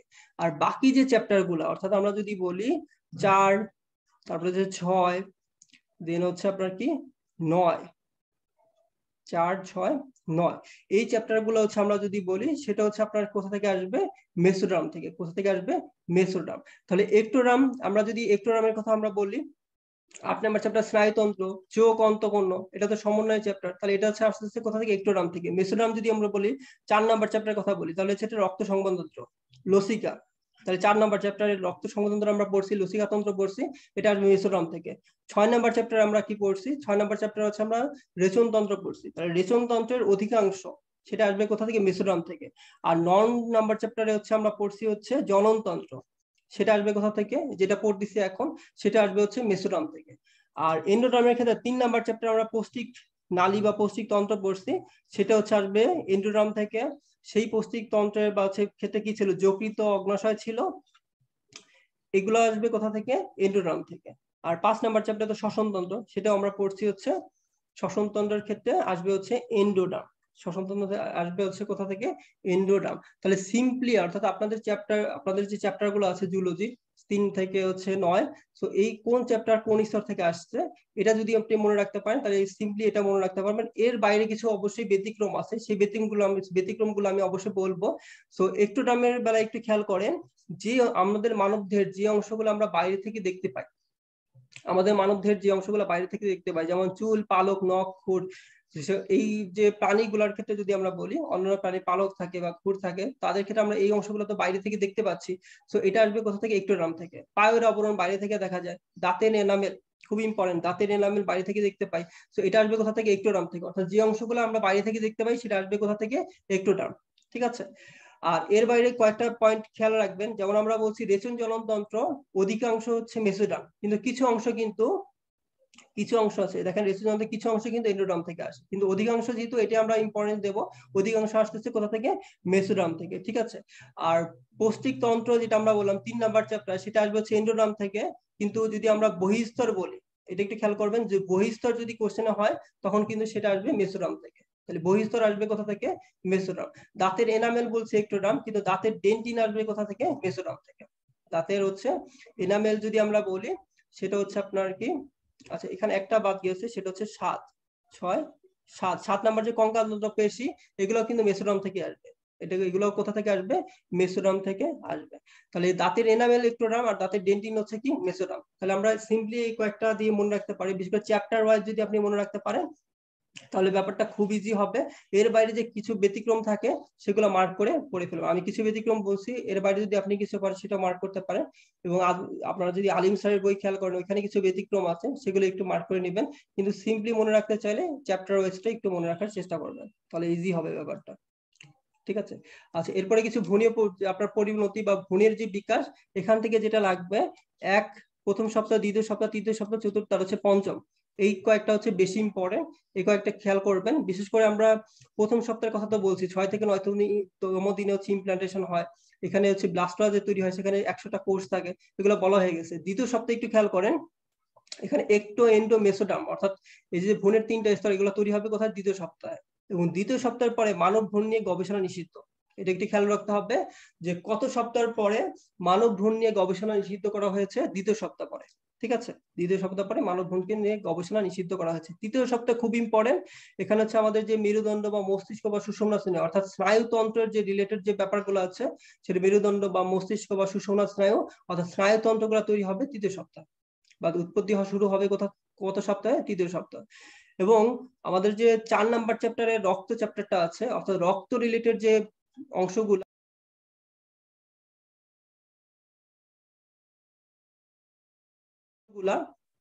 যেমন হৃৎপিণ্ড, রক্তনালী বা রক্ত, এগুলো তৈরি হবে চতুর্থ সপ্তাহে, চতুর্থ সপ্তাহে। আর লিম্বার্ড বা পদকুড়ি, এগুলো তৈরি হবে হচ্ছে পঞ্চম সপ্তাহে। ঠিক আছে, এখান থেকে যদি দুইটা জিনিস পড়েন তাহলে অবশ্যই আপনার তৃতীয় সপ্তাহটা পড়তে হবে। স্নায়ুতন্ত্র এখান থেকে তৈরি হচ্ছে, বা মস্তিষ্ক বা সুষুম্না হচ্ছে আপনার তৃতীয় সপ্তাহে তৈরি হচ্ছে। আর চতুর্থ সপ্তাহটা একটু ভালো করে পড়বেন, এটা একবার আসছে পরীক্ষা, যে হৃৎপিণ্ড বা রক্তনালী বা রক্ত উৎপন্ন হয় শুরু করে কত সপ্তাহে? চতুর্থ সপ্তাহে। এর বাইরে হচ্ছে পদকুড়ি হচ্ছে আপনার পঞ্চম সপ্তাহ। আর 38 সপ্তাহটা একটু দেখেন, যে 9 মাসের শিশু জন্মগ্রহণ করে কত সপ্তাহে গিয়ে? 38 সপ্তাহ, অর্থাৎ বাচ্চা যে জন্মগ্রহণ করে সেটা 38 সপ্তাহের পরে, 38 সপ্তাহের পরে। ঠিক আছে, ওকে, এই কয়েকটা হচ্ছে বেশি ইম্পর্টেন্ট, এগুলো ভালো করে পড়বেন। বিশেষ করে তৃতীয় এবং চতুর্থ, তৃতীয় এবং চতুর্থটা বেশি গুরুত্ব দিবেন, তৃতীয় এবং চতুর্থ সপ্তাহে। আচ্ছা, ম্যাজিক বক্স এখানে বলা হয়ে গেছে যে কোন স্তর থেকে কি আসে, যেভাবে বলছে ওইভাবে পড়ার চেষ্টা করবেন। আর এক্সট্রা ইনফরমেশন যেগুলো আছে সেগুলো একটু মার্ক করার চেষ্টা করবেন। স্পেশাল যে ব্যতিক্রম গুলা ছিল সেগুলো এখানে আবার বলছে, আমি কয়েকটা ধরাই দিছি, আর এটা কম্পোনেন্ট বুকে আছে, এটা একটু দেখে নিবেন যে হচ্ছে ব্যতিক্রম যেগুলো আছে বা কিছু এক্সেস বা এক্সট্রা ইনফরমেশন আছে, সেগুলো এখানে গোছানো লেখা আছে, এখান থেকে একটু দেখবেন। ঠিক আছে, এগুলো বলা হয়েছে। আচ্ছা, ভ্রূণীয় স্তর, কোন ভ্রূণীয় স্তর থেকে স্নায়ুতন্ত্র তৈরি হয় এটা বলছি একটু নাম। কোন ভ্রূণীয় স্তর থেকে লসিকা গ্রন্থি তৈরি হয়, যেহেতু এটা 4 নাম্বার চ্যাপ্টার লসিকা গ্রন্থি সম্পর্কে বলা হয়েছে, তাহলে ওটা অবশ্যই কি হবে? মেসোডার্ম। আর হৃৎপিণ্ড তৈরি হয় কত সপ্তাহে? চতুর্থ সপ্তাহে। ইমপ্লান্টেশন ঘটে কোন কোন জরায়ুর স্তর? এটা একজন বলেন যে কোন স্তরে ইমপ্লান্টেশনটা ঘটে, কোন স্তরে? আচ্ছা, ক্লাস শেষ হবে, এর শেষের দিকে তেমন বেশি কিছু পড়া নাই, আমরা শেষ করে দিব খুব দ্রুত। সো এন্ডোমেট্রিয়াম, গুড, অনেকে ভালো লিখছেন যে এন্ডোমেট্রিয়ামে হচ্ছে আপনার কি ইমপ্লান্টেশনটা ঘটে, তাহলে ইমপ্লান্টেশনটা জরায়ুর এন্ডোমেট্রিয়ামে ঘটে, এটা খুব ইম্পর্টেন্ট, একটু জানতে হবে। আচ্ছা, শিশু প্রসব, এখান থেকে কয়েকটা পয়েন্ট মনে রাখেন। জরায়ুতে ফিটাস কত সপ্তাহে অবস্থান করে? 38 সপ্তাহ। আর ইডিডি, এক্সপেক্টেড ডেলিভারি ডেট, সাধারণত 40 সপ্তাহ যোগ করা হয়, অর্থাৎ আপনার যে একটা ফিমেলের ক্ষেত্রে মেনস্ট্রুয়েশন, যে লাস্ট মেনস্ট্রুয়েশনটা যে হয়েছে, সেই লাস্ট মেনস্ট্রুয়েশনের প্রথম দিন থেকে 40 সপ্তাহ যোগ করা হয়, 40 সপ্তাহ যোগ করে ইডিডিটা হিসাব করা হয়। ইডিডিটা হিসাব করা হবে কি হবে? লাস্ট যে মেনস্ট্রুয়েশনটা হয়েছে সেটার প্রথম দিনের সাথে 40 সপ্তাহ যোগ করে, অর্থাৎ জরায়ুতে ফিটাস অবস্থান করবে 38 সপ্তাহ। যদি বলা হয় জরায়ুতে ফিটাস কতদিন, কত সপ্তাহ অবস্থান করে? 38 সপ্তাহ, তখন অ্যান্সার হবে 38 সপ্তাহ। কিন্তু ইডিডির ব্যাপারটা বললে 40 সপ্তাহ, ইডিডির ব্যাপারটা বললে কি হবে? 40 সপ্তাহ হবে। ঠিক আছে, আচ্ছা, এইখান থেকে এই প্যারা থেকে একটা জিনিস খেয়াল করেন, প্রজেস্টেরন। প্রজেস্টেরন হচ্ছে জরায়ু সংকোচন বন্ধ করে, অর্থাৎ প্রজেস্টেরন জরায়ু সংকোচন হতে দেয় না। আমাদের গর্ভাবস্থার সাধারণত 12 সপ্তাহ থেকে প্রজেস্টেরন হরমোন হচ্ছে আপনার কি করে? ক্ষরণ হয় বা হচ্ছে বেশি অ্যাক্টিভ হয়, তখন হচ্ছে জরায়ুর সংকোচন ও হতে দেয় না। তাহলে যদি বলা হয় যে জরায়ুর সংকোচনটা বন্ধ করে কে? প্রজেস্টেরন। আর জরায়ুর সংকোচন ঘটায়, ডেলিভারির সময় জরায়ুর সংকোচন ঘটাবে অক্সিটোসিন আছে প্রোস্টাগ্ল্যান্ডিন। তাহলে দুইটা পয়েন্ট, একটা হচ্ছে প্রজেস্টেরন হরমোনটা হচ্ছে জরায়ুর সংকোচন বন্ধ করে, প্রজেস্টেরন হরমোনটা হচ্ছে জরায়ুর সংকোচন কি করবে? বন্ধ করবে। আর হচ্ছে অক্সিটোসিন এবং প্রোস্টাগ্ল্যান্ডিন হচ্ছে জরায়ুর সংকোচন ঘটাবে, জরায়ুর সংকোচন ঘটাবে। ঠিক আছে, তাহলে কোন হরমোনটা জরায়ুর সংকোচন রোধ করে বা বন্ধ করে, আর কোনটা হচ্ছে জরায়ুর সংকোচন ঘটায়, এটা আলাদা করে মনে রাখবেন। আর যখন বাচ্চা ডেলিভারি হবে তখন জরায়ুর মুখ বা সার্ভিক্স কত সেন্টিমিটার পর্যন্ত প্রসারিত হয়, এই পয়েন্টটা খুবই ইম্পর্টেন্ট, 10 সেন্টিমিটার। তাহলে জরায়ু মুখ বাচ্চা ডেলিভারির সময় বা বাচ্চা হওয়ার সময় জরায়ু মুখটা কত সেন্টিমিটার পর্যন্ত প্রসারিত হয়? 10 সেন্টিমিটার বা 10 সেন্টিমিটার। ঠিক আছে, শুধুমাত্র 1 নম্বর পয়েন্ট এখান থেকে বললে হবে, তাহলে তোমার আপনার হচ্ছে এখান থেকে কভার হয়ে যাবে। আচ্ছা, যমজ শিশুর থেকে একটু দেখেন যে অভিন্ন মানে আইডেন্টিক্যাল টুইন আর হচ্ছে ভিন্ন নন আইডেন্টিক্যাল টুইন। অভিন্ন মানে হচ্ছে জাইগোট একটা থাকে, জাইগোট কয়টা থাকবে? একটা। আর ভিন্নর ক্ষেত্রে দুইটা জাইগোট থাকবে, অর্থাৎ দুইটা পৃথক ডিম্বাণু নিষিক্ত হয়ে দুইটা জাইগোট তৈরি করবে। এখানে একটা ডিম্বাণু নিষিক্ত হয়ে একটা জাইগোট তৈরি করবে, আর ভিন্নর ক্ষেত্রে দুইটা ডিম্বাণু নিষিক্ত হয়ে, অর্থাৎ দুইটা ডিম্বাণু দুইটা শুক্রাণুর মাধ্যমে নিষিক্ত হয়ে দুইটা জাইগোট তৈরি করবে, ঠিক আছে। আর অভিন্নর ক্ষেত্রে আপনার লিঙ্গ একই ধরনের হয় নর্মালি, দুইটা ছেলে অথবা দুইটা মেয়ে। কিন্তু ভিন্নর ক্ষেত্রে লিঙ্গ ভিন্ন হইতে পারে, একটা ছেলে একটা মেয়ে এভাবে হইতে পারে, ঠিক আছে। তাহলে হচ্ছে অভিন্নর ক্ষেত্রে জাইগোট একটা, এটি ইম্পর্টেন্ট যে অভিন্নর ক্ষেত্রে জাইগোট তৈরি হবে একটা, ভিন্নর ক্ষেত্রে জাইগোট তৈরি হবে হচ্ছে দুইটা। আর অভিন্নর ক্ষেত্রে লিঙ্গ একই ধরনের হয়, আর ভিন্নর ক্ষেত্রে লিঙ্গ ভিন্ন ধরনের হবে, অর্থাৎ একটা ছেলে একটা মেয়ে এভাবে হতে পারে। কোনটার ক্ষেত্রে? নন আইডেন্টিক্যাল টুইন বা ভিন্ন জমাদের ক্ষেত্রে, ঠিক আছে। আচ্ছা, পরিচর্যার ক্ষেত্রে এখানে প্রথম এই প্যারাটা একটু খেয়াল করেন। এই প্যারা হচ্ছে ডাব্লিউএইচও যেটা বলে সাধারণত কয়টা মানে প্রেগনেন্সি অবস্থায় কয়টা ভিজিট বা ডাক্তারি ভিজিট কয়টা দেওয়া উচিত? 4টা। তাহলে ডাব্লিউএইচও বা ওয়ার্ল্ড হেলথ, এখানে ডাব্লিউএইচও ফুল ফর্মও দিতে পারে আপনাদের জিকে কোশ্চেন বা হচ্ছে এখান থেকে দিতে পারে যে ডাব্লিউএইচও হচ্ছে কি ওয়ার্ল্ড হেলথ অর্গানাইজেশন। এই ওয়ার্ল্ড হেলথ অর্গানাইজেশন মতে প্রেগনেন্সি অবস্থায় কমপক্ষে কয়টা ভিজিট দেওয়া জরুরি? সেটা হচ্ছে 4টা। কত সপ্তাহে আপনারা দিতে হবে, যেমন 0 থেকে 16 সপ্তাহের মধ্যে একটা, 24 থেকে 28 সপ্তাহের মধ্যে একটা, এটা দেখে নিতে ভালো ভালো। কিন্তু যেটা লাগবে কমপক্ষে কয়টা ভিজিট দিতে হবে? 4টা ভিজিট। কমপক্ষে কয়টা ভিজিট? 4টা ভিজিট, ঠিক আছে। এখান থেকে এইটা পয়েন্ট, এই পয়েন্টটা পড়লে হয়ে যাবে। আর যদি পারেন এখানে কি কি পরীক্ষা করা হয়, প্রথম ভিজিটে কি কি পরীক্ষা করা হয় একবার রিডিং দিয়ে রাখতে পারেন, রিডিং দিলে ভালো, বা যদি যতটুকু মনে রাখতে পারেন একটু দেখে নিতে পারলে ভালো।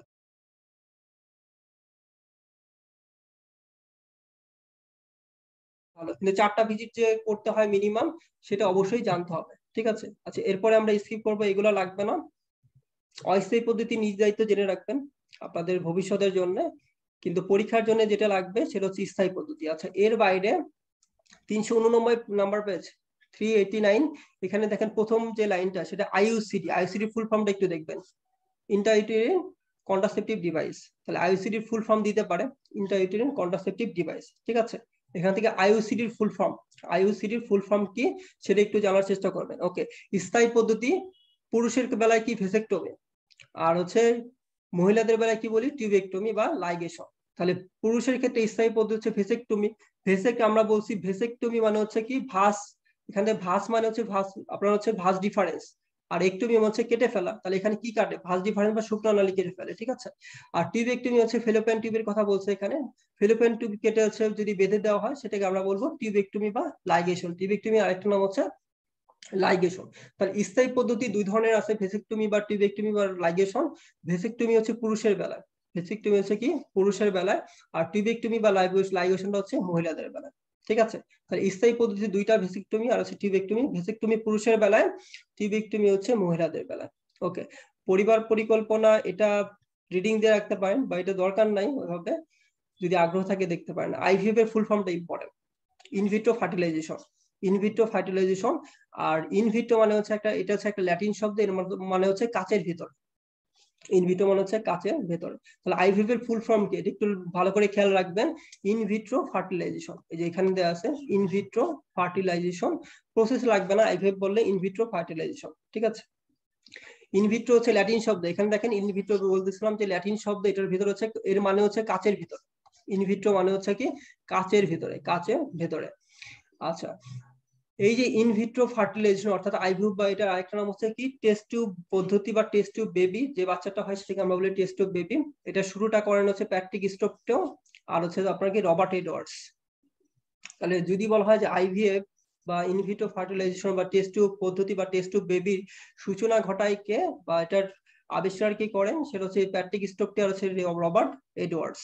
এবং প্রথম টেস্ট টিউব বেবি হচ্ছে লুইস ব্রাউন, উনি হচ্ছে 1978 সালে, 25 জুলাই এটা হচ্ছে সূচনা ঘটায়। এবং প্রথম টেস্ট টিউব বেবির নাম কি ছিল? Louise Brown. তাহলে প্রথম টেস্ট টিউব বেবি কে? লুইস ব্রাউন, খুব ইম্পর্টেন্ট, এটা একবার আসছে রিসেন্টলি। সো প্রথম টেস্ট টিউব বেবি হচ্ছে লুইস ব্রাউন। এবং প্যাট্রিক স্টোপটো রবার্ট এডওয়ার্ডস একটা যুগান্তকারী আবিষ্কার করছেন, এই জন্য এই আবিষ্কারের জন্য অর্থাৎ আইভিএফ এর জন্য ওনারা নোবেল পুরস্কার পাইছেন 2010 সালে। আর বাংলাদেশের প্রথম টেস্ট টিউব বেবি হচ্ছে জন্ম হয় 2001 সালে। তাহলে এখানে দুইটা সাল, 2010, 3টা সাল। 1978 হচ্ছে সূচনা ঘটে আইভিএফ এর, 2010 সালে হচ্ছে নোবেল পুরস্কার পান। আর বাংলাদেশের ক্ষেত্রে হচ্ছে 2001 সালে হচ্ছে আইভিএফ এর সূচনা ঘটে বা প্রথম টেস্ট টিউব বেবির জন্ম হচ্ছে 2001 সালে। ঠিক আছে, ডিম্বাণু সরবরাহ বৃদ্ধি, এখানে আইভিএফ যে প্রস্তুতের ক্ষেত্রে নরমালি আমরা জানি একটা মেনস্ট্রুয়াল সাইকেল অর্থাৎ প্রতি মাসে ফিমেলের ক্ষেত্রে একটা করে ডিম্বাণু তৈরি হয়। ঠিক আছে, কিন্তু এই আইভিএফ করার ক্ষেত্রে যদি আমি একটা ডিম্বাণু নিয়ে প্রসেসটা করতে চাই, তাহলে যদি ওই একটা ডিম্বাণু নষ্ট হয়ে যায় তখন তো পুরো প্রসেসটা হচ্ছে কি হবে, বিফলে যাবে। এই জন্য এই আইভিএফ এর জন্য অনেকগুলা ডিম্বাণুর প্রয়োজন হয়। এখন ডিম্বাণুর সংখ্যা আমরা কিভাবে বাড়াবো? ডিম্বাণুর সংখ্যা বাড়ানোর জন্য একটা হরমোন দেওয়া হয়, অর্থাৎ একটা ফিমেলের ক্ষেত্রে হরমোন দেওয়া হয় যাতে করে ডিম্বাণুর সংখ্যা বাড়ে। সেই হরমোনটার নাম হচ্ছে এফএসএইচ, ফলিকল স্টিমুলেটিং হরমোন। তাহলে যদি বলা হয় কোন হরমোনের মাধ্যমে ডিম্বাণুর সংখ্যা বাড়ানো হয়, আইভিএফ এর ক্ষেত্রে কোন হরমোনের মাধ্যমে ডিম্বাণুর সংখ্যা বাড়ানো হয়? এফএসএইচ বা ফলিকল স্টিমুলেটিং হরমোনের মাধ্যমে। ঠিক আছে, তাহলে এখান থেকে এফএসএইচ টাই লাগবে, এটা ভালো করে দেখবেন, এখান থেকে আর কিছু লাগবে না। আর আচ্ছা, এক্ষেত্রে যে টেস্ট আমরা জানি যে হচ্ছে ডিম্বাণু গ্রহণ করার পরে অর্থাৎ ডিম্বাণু সংগ্রহ করার পরে এটা একটা কাচের টিউবে নেওয়া হয় এবং ওই কাচের টিউবের মধ্যে শুক্রাণু দেওয়া হয়। এবং এই শুক্রাণু অর্থাৎ কাচের টিউবের মধ্যে ডিম্বাণু আর শুক্রাণুকে একসাথে রাখা হয় কত ঘন্টা? 16 থেকে 20 ঘন্টা। কত ঘন্টা? 16 থেকে 20 ঘন্টা রাখা হয়। ঠিক আছে, এখন কোনো ক্ষেত্রে দেখা যায় যে নিষেক আসলে হয় না, সেক্ষেত্রে নিষেক করা হয় কিসের মাধ্যমে? এই আইসিএসআই এর মাধ্যমে, অর্থাৎ ইন্ট্রাসাইটোপ্লাজমিক স্পার্ম ইনজেকশন। এটা বিশেষ ব্যবস্থায় কি করা হয়? ডিম্বাণুর মধ্যে শুক্রাণুটাকে ঢুকিয়ে দেওয়া হয়। যদি আপনারা ন্যাচারালি যদি শুক্রাণু ডিম্বাণুকে নিষিক্ত না করতে পারে আইভিএফ এর ক্ষেত্রে, অর্থাৎ কাঁচের টিউবের মধ্যে শুক্রাণু ডিম্বাণুকে রাখা হলো কিন্তু সেক্ষেত্রে শুক্রাণু ডিম্বাণুকে নিষিক্ত করতে পারলো না, সেক্ষেত্রে কি করা হয়? ইন্ট্রাসাইটোপ্লাজমিক স্পার্ম ইনজেকশনের মাধ্যমে নিষেকটা ঘটানো হয়। তো এটা একটু জানবেন আইসিএসআই জিনিসটা হচ্ছে কি। যেসব কারণে আইভিএফ ব্যর্থ হয়, আইভিএফ সুবিধা অসুবিধা, এটা একবার রিডিং দিয়ে রাখবেন, লেস ইম্পর্টেন্ট এগুলো। প্রথম টেস্ট টিউব কুকুর, এটা একটা দেখে রাখতে পারেন, কিন্তু লেস ইম্পর্টেন্ট বাংলাদেশের প্রেক্ষিতে এই প্যারাটা একটু ইম্পর্টেন্ট, যে প্রথম টেস্ট টিউব বেবি যে বাংলাদেশে হয় সেটা 2001 সালে। এবং টেস্ট টিউব বেবিগুলো কি ছিল? হীরামণি মুক্তা। এবং ডাক্তারের নাম হচ্ছিল ডাক্তার ফাতেমা পারভিন। ঠিক আছে, আর মায়ের নাম হচ্ছে ফিরোজা বেগম, বাবার নাম হচ্ছে আবু হানিফ।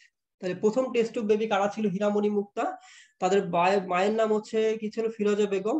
বাবার নাম হচ্ছে আবু হানিফ এবং ডাক্তারের নাম ছিল ডাক্তার ফাতেমা পারভিন। ঠিক আছে, তাহলে 2001 সাল কারা হচ্ছে টেস্ট টিউব বেবি প্রথম ছিল বাংলাদেশের ক্ষেত্রে, তাদের বাবার নাম কি, মায়ের নাম কি, আর ডাক্তারের নাম কি, এটা একটু দেখবেন। বিশেষ করে সালটা বেশি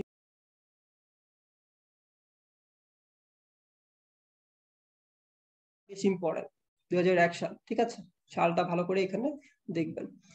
আচ্ছা, শারীরিক অক্ষমতার ক্ষেত্রে যেটা ইম্পর্টেন্ট, যে পুরুষ প্রজননিক সমস্যার ক্ষেত্রে একটু দেখেন, এক্ষেত্রে অ্যাজোস্পার্মিয়া যে টার্মটা এটা ইম্পর্টেন্ট, অর্থাৎ যদি সিমেনের ক্ষেত্রে বা বীর্যের শুক্রাণু না থাকে, একদমই নাই তখন বা অনুপস্থিত, তখন এটাকে আমরা বলি অ্যাজোস্পার্মিয়া। এটাকে কি বলা হয়? অ্যাজোস্পার্মিয়া। অর্থাৎ সিমেনে যদি শুক্রাণু না থাকে সেটাকে কি বলা হয়? অ্যাজোস্পার্মিয়া। তাহলে অ্যাজোস্পার্মিয়াটা খুব ইম্পর্টেন্ট, অ্যাজোস্পার্মিয়া কি সেটা আপনাকে জানতে হবে।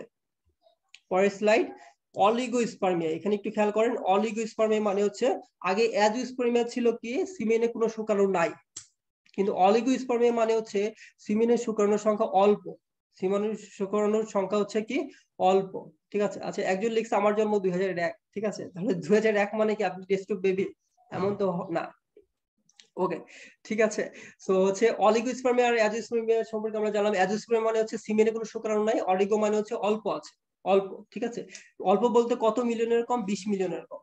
এটা মার্ক করেন যে অল্প মানে অলিগোস্পার্মিয়া মানে কি, নরমালি হচ্ছে 20 মিলিয়নের বেশি থাকার কথা, কিন্তু 20 মিলিয়নের কম যদি থাকে সেটাকে আমরা কি বলি? অলিগোস্পার্মিয়া। এখানে আর কিছু লাগবে না। স্ত্রী প্রজননিক যে বা নারীতে প্রজননিক যে সমস্যা, তো অনেক অনেক কারণ আছে, এই কারণগুলো হচ্ছে হেডলাইন গুলো একটু পড়ার চেষ্টা করবেন, কিন্তু যেটা লাগবে সেটা দেখেন যে 35% নারীর ক্ষেত্রে প্রজনন অক্ষমতার জন্য দায়ী হচ্ছে ডিম্বনালীর ক্ষত, অর্থাৎ এটা হচ্ছে মেইন ফ্যাক্টর বা প্রধান কারণ।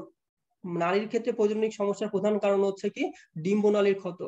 35% ক্ষেত্রে দেখা যায় যে ডিম্বনালীর ক্ষতের জন্য প্রজননিক সমস্যাটা দেখা দেয়।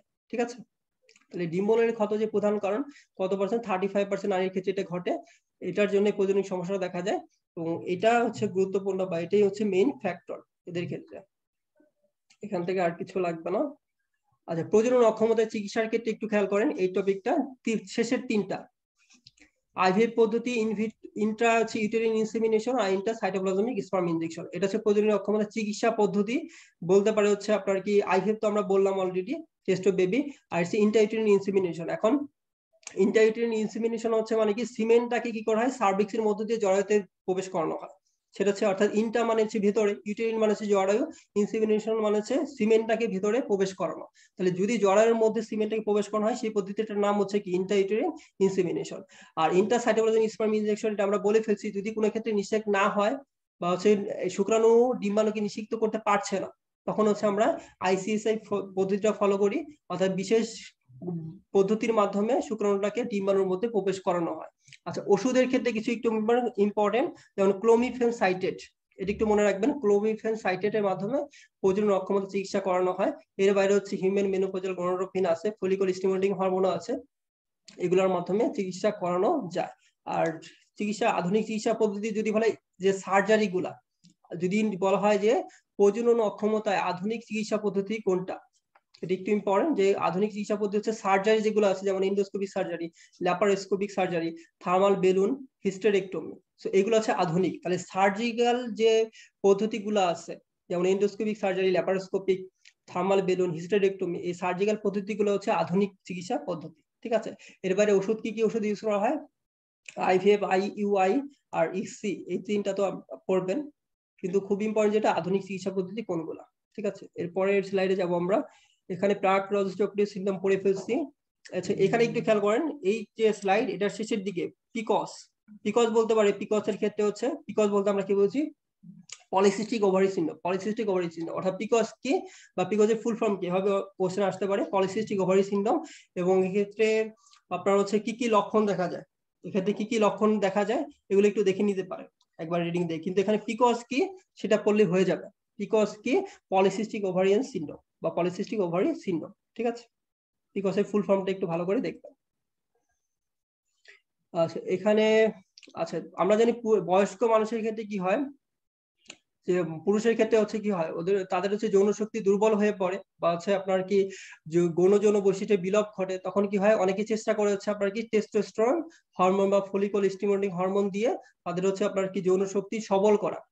ঠিক আছে, কিন্তু এটা করা যাবে না, কারণ এটার হচ্ছে বিপরীত প্রতিক্রিয়া আছে, যেমন হচ্ছে প্রোস্টেট গ্রন্থি ক্যান্সার হতে পারে, অ্যাথেরোস্ক্লেরোসিস হতে পারে, অর্থাৎ রক্তনালীতে চর্বি বা কোলেস্ট্রল জমা হয়ে এটা হচ্ছে রক্তনালী ব্লক করে দিতে পারে, যেটাকে আমরা অ্যাথেরোস্ক্লেরোসিস বলি। অর্থাৎ হরমোনের মাধ্যমে যদি হচ্ছে কেউ যৌবন ফেরত পেতে চায়, সেটা করা যাবে না, কারণ হচ্ছে কিসের কি কি হতে পারে, প্রোস্টেট গ্রন্থি ক্যান্সার হতে পারে আর অ্যাথেরোস্ক্লেরোসিস হতে পারে। ঠিক আছে, এই চ্যাপ্টার বা হচ্ছে এই স্লাইডের শেষের দিকে একটু খেয়াল করেন, অ্যান্ডোপোজ আর হচ্ছে মেনোপোজ। আমরা বলছি যে নারীর ক্ষেত্রে প্রজনন যে ক্ষমতার যে লোপ অর্থাৎ শেষ বা এন্ডিং, সেটাকে আমরা বলি মেনোপজ, অর্থাৎ মেনস্ট্রুয়েশনের বন্ধকে মেনোপজ বলি।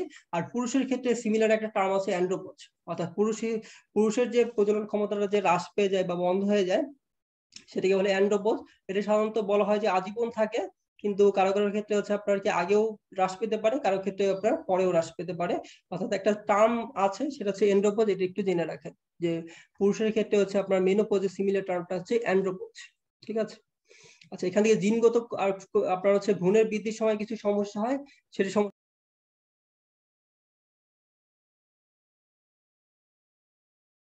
সমস্যার মধ্যে জিনগত কিছু সমস্যা আছে আর কিছু টেরাটোজেন জনিত সমস্যা আছে। জিনগত সমস্যার মধ্যে যেটা পড়বেন অটোসোমাল আর সেক্স লিঙ্ক। অটোসোমালের ক্ষেত্রে একটু খেয়াল করেন, অটোসোমালের ক্ষেত্রে প্রচ্ছন্ন, অটোসোমাল মানে হচ্ছে অটোসোম যে বাইর জোড়া থাকে মানুষের ক্ষেত্রে, সেই অটোসোম ক্রোমোজোমের মধ্যে যদি কোনো সমস্যা হয় তাহলে যে ডিজিজ গুলো হবে সেই ডিজিজ গুলোকে আমরা বলি অটোসোমাল ব্যাধি। এটা প্রচ্ছন্ন হতে পারে, এটা প্রকট হতে পারে। প্রচ্ছন্নটা হচ্ছে আমরা বলি, প্রচ্ছন্ন যে অটোসোমাল ব্যাধি সেটা আপনাদের বইতে উদাহরণ যেটা দেওয়া আছে ফিনাইল কিটোনিউরিয়া। এক্ষেত্রে ফিনাইল অ্যালানিন যে ইটা থাকে, অ্যামিনো অ্যাসিড থাকে, সেটা হজম হতে পারে না বা মেটাবলিজম হতে পারে না, এই জন্য একটা রোগ দেখা যায়, সেটা হচ্ছে ফিনাইল কিটোনিউরিয়া। তাহলে এটা হচ্ছে প্রচ্ছন্ন অটোসোমাল ব্যাধি। প্রচ্ছন্ন অটোসোমাল ব্যাধি কোনটা, ফিনাইল কিটোনিউরিয়া। আর প্রকট অটোসোমাল ব্যাধি সেটা হচ্ছে হান্টিংটনস ব্যাধি। ঠিক আছে, তাহলে অটোসোমাল ব্যাধি দুই ধরনের আছে, প্রচ্ছন্ন আর একটা হচ্ছে প্রকট। সো প্রচ্ছন্নের উদাহরণ হচ্ছে আপনাদের বইয়ে যেটা দেওয়া আছে ফিনাইল কিটোনিউরিয়া, আর প্রকট যিনির ব্যাধি হচ্ছে হান্টিংটনস ব্যাধি বা হান্টিংটনস ডিজিজ। তাহলে কোনটা প্রচ্ছন্ন কোনটা প্রকট এটা জানতে হবে। আর অটোসোমাল ব্যাধি যদি ইন জেনারেল জানতে চান তাহলে এই দুইটাই, ফিনাইল কিটোনিউরিয়া হচ্ছে হান্টিংটনস ডিজিজ। এর বাইরে অনেক আছে, কিন্তু আপনাদের বইতে যেহেতু এই দুইটা দেওয়া আছে আপনাদের জন্য এই দুইটা পড়লেই হবে। আর সেক্স লিঙ্ক বিধি আপনারা ইসের ক্ষেত্রে পড়ছেন, আপনার হচ্ছে জেনেটিক চ্যাপ্টারে লাল সবুজ বর্ণদ্বন্দ্ব, তার হচ্ছে হিমোফিলিয়া, এ দুটো তো সেক্স লিঙ্ক ব্যাধি, অর্থাৎ এক্স ক্রোমোজোমের সাথে জড়িত যে ব্যাধিগুলো সেগুলোকে আমরা বলি সেক্স লিঙ্ক ব্যাধি, বা হচ্ছে আপনার সেক্স ক্রোমোজোমের সাথে যে জড়িত যে ব্যাধিগুলা বা সেক্স ক্রোমোজোমের ত্রুটির কারণে যে রোগগুলো হয় সেগুলোকে আমরা বলবো সেক্স লিঙ্ক ব্যাধি বা রোগ। তার মধ্যে হচ্ছে লাল সবুজ বর্ণদ্বন্দ্ব আছে, হিমোফিলিয়া আছে, এর বাইরে ফ্রাজাইল এক্স সিনড্রোম, এটা একটু খেয়াল রাখবেন যে ফ্রাজাইল এক্স সিনড্রোমটা হচ্ছে আপনার কি সেক্স লিঙ্ক ব্যাধি। তাহলে কোনটা অটোসোমাল কোনটা এক্স লিঙ্ক বা সেক্স লিঙ্ক ব্যাধি সেটা আপনাকে জানতে হবে, ঠিক আছে। তাহলে ফ্রাজাইল এক্স সিনড্রোম হচ্ছে কি ধরনের রোগ? সেক্স লিঙ্ক ব্যাধি বা সেক্স লিঙ্ক আপনার হচ্ছে রোগ, ঠিক আছে। আচ্ছা, এবার ট্রাইসোমি। ট্রাইসোমি আমাদের মানব দেহে হচ্ছে আপনার কি আছে, কি ঘটে, জাইগোট তৈরি হয়, জাইগোট তৈরি হচ্ছে শুক্রাণু থেকে আর ডিম্বাণু থেকে। এখন আমাদের শুক্রাণুতে আমরা পড়ছি 23টা ক্রোমোজোম থাকে, আর ডিম্বাণুতে কয়টা ক্রোমোজোম? 23টা। এখন জিনিসটা হচ্ছে এমন যে শুক্রাণু যে 23টা ক্রোমোজোম আনে, তারা হচ্ছে মায়ের যে অর্থাৎ ডিম্বাণুর যে 23টা ক্রোমোজোম থাকে তাদের কারেসপন্ডিং, অর্থাৎ এরা বাইভেলেন্ট বা হোমোলোগাস ক্রোমোজোম, এদেরকে আমরা কি বলবো? হোমোলোগাস। অর্থাৎ মায়ের 1 নাম্বার, বাবার 1 নাম্বার, এরা জোড়া জোড়া, এরা আকৃতিতে সেম, বা হচ্ছে হয়তো বা জিনগত ভাবে ভিন্ন থাকে কিন্তু ওরা আকৃতিতে সেম থাকে। একইভাবে বাবার 2 নাম্বার, মায়ের 2 নাম্বার, বাবার 3 নাম্বার, মায়ের 3 নাম্বার, এভাবে বাবার 23 নাম্বার, মায়ের 23 নাম্বার, এভাবে থাকে। অর্থাৎ আমাদের ক্ষেত্রে যেটা ঘটে, আমাদের যে 46টা ক্রোমোজোম থাকে, অর্থাৎ এটাকে আমরা বলি 23 জোড়া। প্রতি জোড়া হচ্ছে যদি বলি 1 নাম্বার 1 জোড়া, 2 নাম্বার 1 জোড়া, অর্থাৎ প্রতিটা ক্রোমোজোম 1 জোড়া করে থাকে, বা প্রতিটা ক্রোমোজোম 2টা করে থাকে। কিন্তু কারো ক্ষেত্রে যদি প্রতিটা ক্রোমোজোম 3টা থাকে, একটা কপি বেশি থাকে, তখন এটাকে আমরা বলি ট্রাইসোমি। অর্থাৎ মানব দেহের যে কোষগুলো থাকে তাতে প্রতিটা ক্রোমোজোম 2টা করে থাকে। যেমন 1 নাম্বার ক্রোমোজোম 2টা, 2 নাম্বার ক্রোমোজোম 2টা, 23 নাম্বার ক্রোমোজোম যদি বলি সেটার ক্ষেত্রে আমরা কি পাবো? 2টা পাবো। কিন্তু কোনো ক্ষেত্রে যদি 3টা পাই সেটাকে আমরা কি বলবো? ট্রাইসোমি। 3টা পেলে কি বলবো? ট্রাইসোমি। যেমন ডাউন সিনড্রোম দেখেন, ডাউন সিনড্রোমে 3টা ক্রোমোজোম পায়, এই জন্য এটাকে বলা হয় ট্রাইসোমি 21। কারণ হচ্ছে ডাউন সিনড্রোমে 21 নাম্বার ক্রোমোজোমের 3টা কপি থাকে।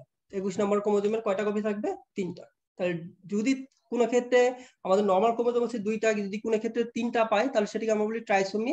ডাউন সিনড্রোম যেমন একটা হচ্ছে ট্রাইসোমির উদাহরণ। এক্ষেত্রে 21 নাম্বার ক্রোমোজোমের থাকার কথা ছিল 2টা, কিন্তু আমরা পাই 3টা। থাকার কথা ছিল 2টা কিন্তু আমরা পাচ্ছি 3টা, এই জন্য এটা ট্রাইসোমি। আচ্ছা, টেরাটোজেন। কি কি টেরাটোজেন আছে? অর্থাৎ মায়ের প্রেগনেন্সি অবস্থায় বাইরের কিছু ফ্যাক্টর বাচ্চার ক্ষতি করে, সেই ফ্যাক্টরগুলো হচ্ছে টেরাটোজেন। কি কি আছে সেগুলো একটু আমরা মনে রাখবো RMCH দিয়ে। RMCH অর্থাৎ Rajshahi medical college and hospital.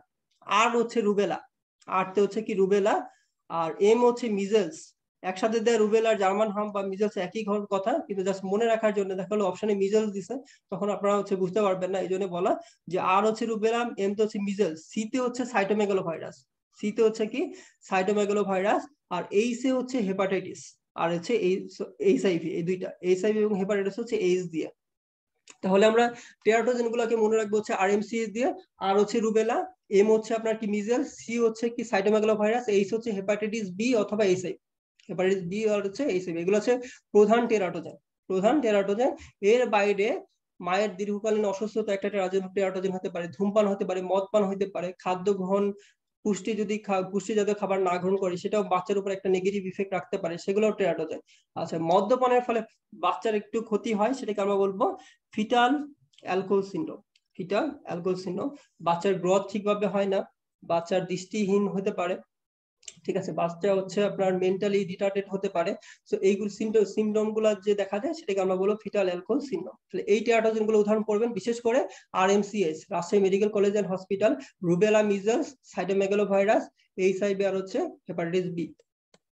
ওকে, যৌনবাহিত রোগ আমাদের সেক্সুয়ালি যে অর্থাৎ সেক্সুয়াল রিলেশনশিপের মাধ্যমে যে ডিজিজ গুলো ছড়াবে সেগুলোকে আমরা বলি হচ্ছে এসটিডি বা সেক্সুয়ালি ট্রান্সমিটেড ডিজিজ। আপনাদের বইতে যে 3টা উদাহরণ দেওয়া আছে, একটা হচ্ছে সিফিলিস, গনোরিয়া আর হচ্ছে এইডস। এর মধ্যে যেটা ইম্পর্টেন্ট জানার বা জানার জন্য যেটা হচ্ছে জানতে হবে সেটা হচ্ছে সিফিলিস আর গনোরিয়া, এটা দুইটা হবে ব্যাকটেরিয়া দিয়ে। সিফিলিস এবং গনোরিয়া যে ডিজিজ এই দুইটা হয় ব্যাকটেরিয়া দিয়ে, আর এইডসটা হচ্ছে ভাইরাস, সেটা আমরা সবাই জানি এইচআইভি ভাইরাস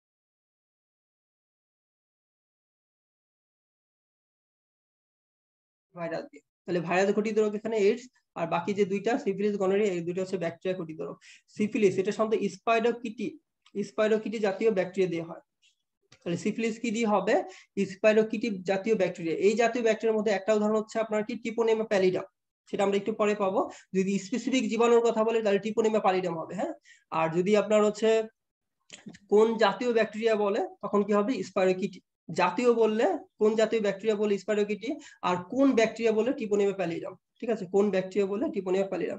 কে কি আবিষ্কার করেছেন একটু দেখতে পারেন, কিন্তু এগুলো লেস ইম্পর্টেন্ট, খুব বেশি গুরুত্বপূর্ণ না।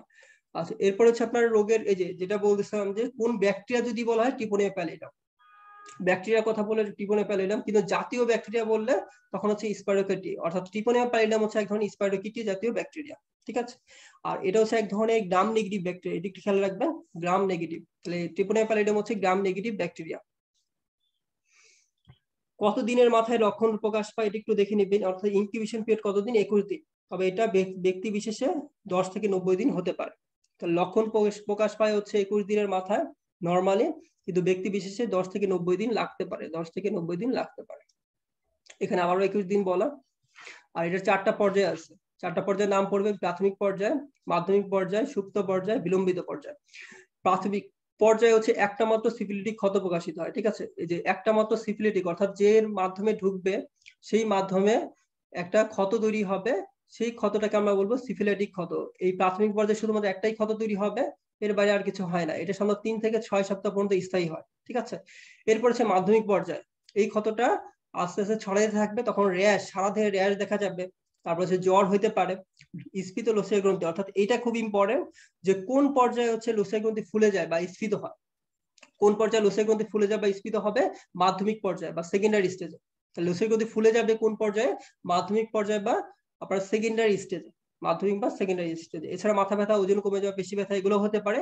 কিন্তু লোসিয়া গ্রন্থি যে ফুলে যাচ্ছে এটা কোন পর্যায়ে হচ্ছে, সেকেন্ডারি স্টেজে, এটা অবশ্যই জানতে হবে। সুপ্ত পর্যায়ে, এরপরে সে ভালো হয়ে যাবে, সব লক্ষণ নাই হয়ে যাবে, কিন্তু বিলম্বিত পর্যায়ে একদম সিভিয়ার আকারে দেখা যাবে। বিলম্বিত পর্যায়টা শুরু হতে পারে 10 থেকে 30 বছর পরে।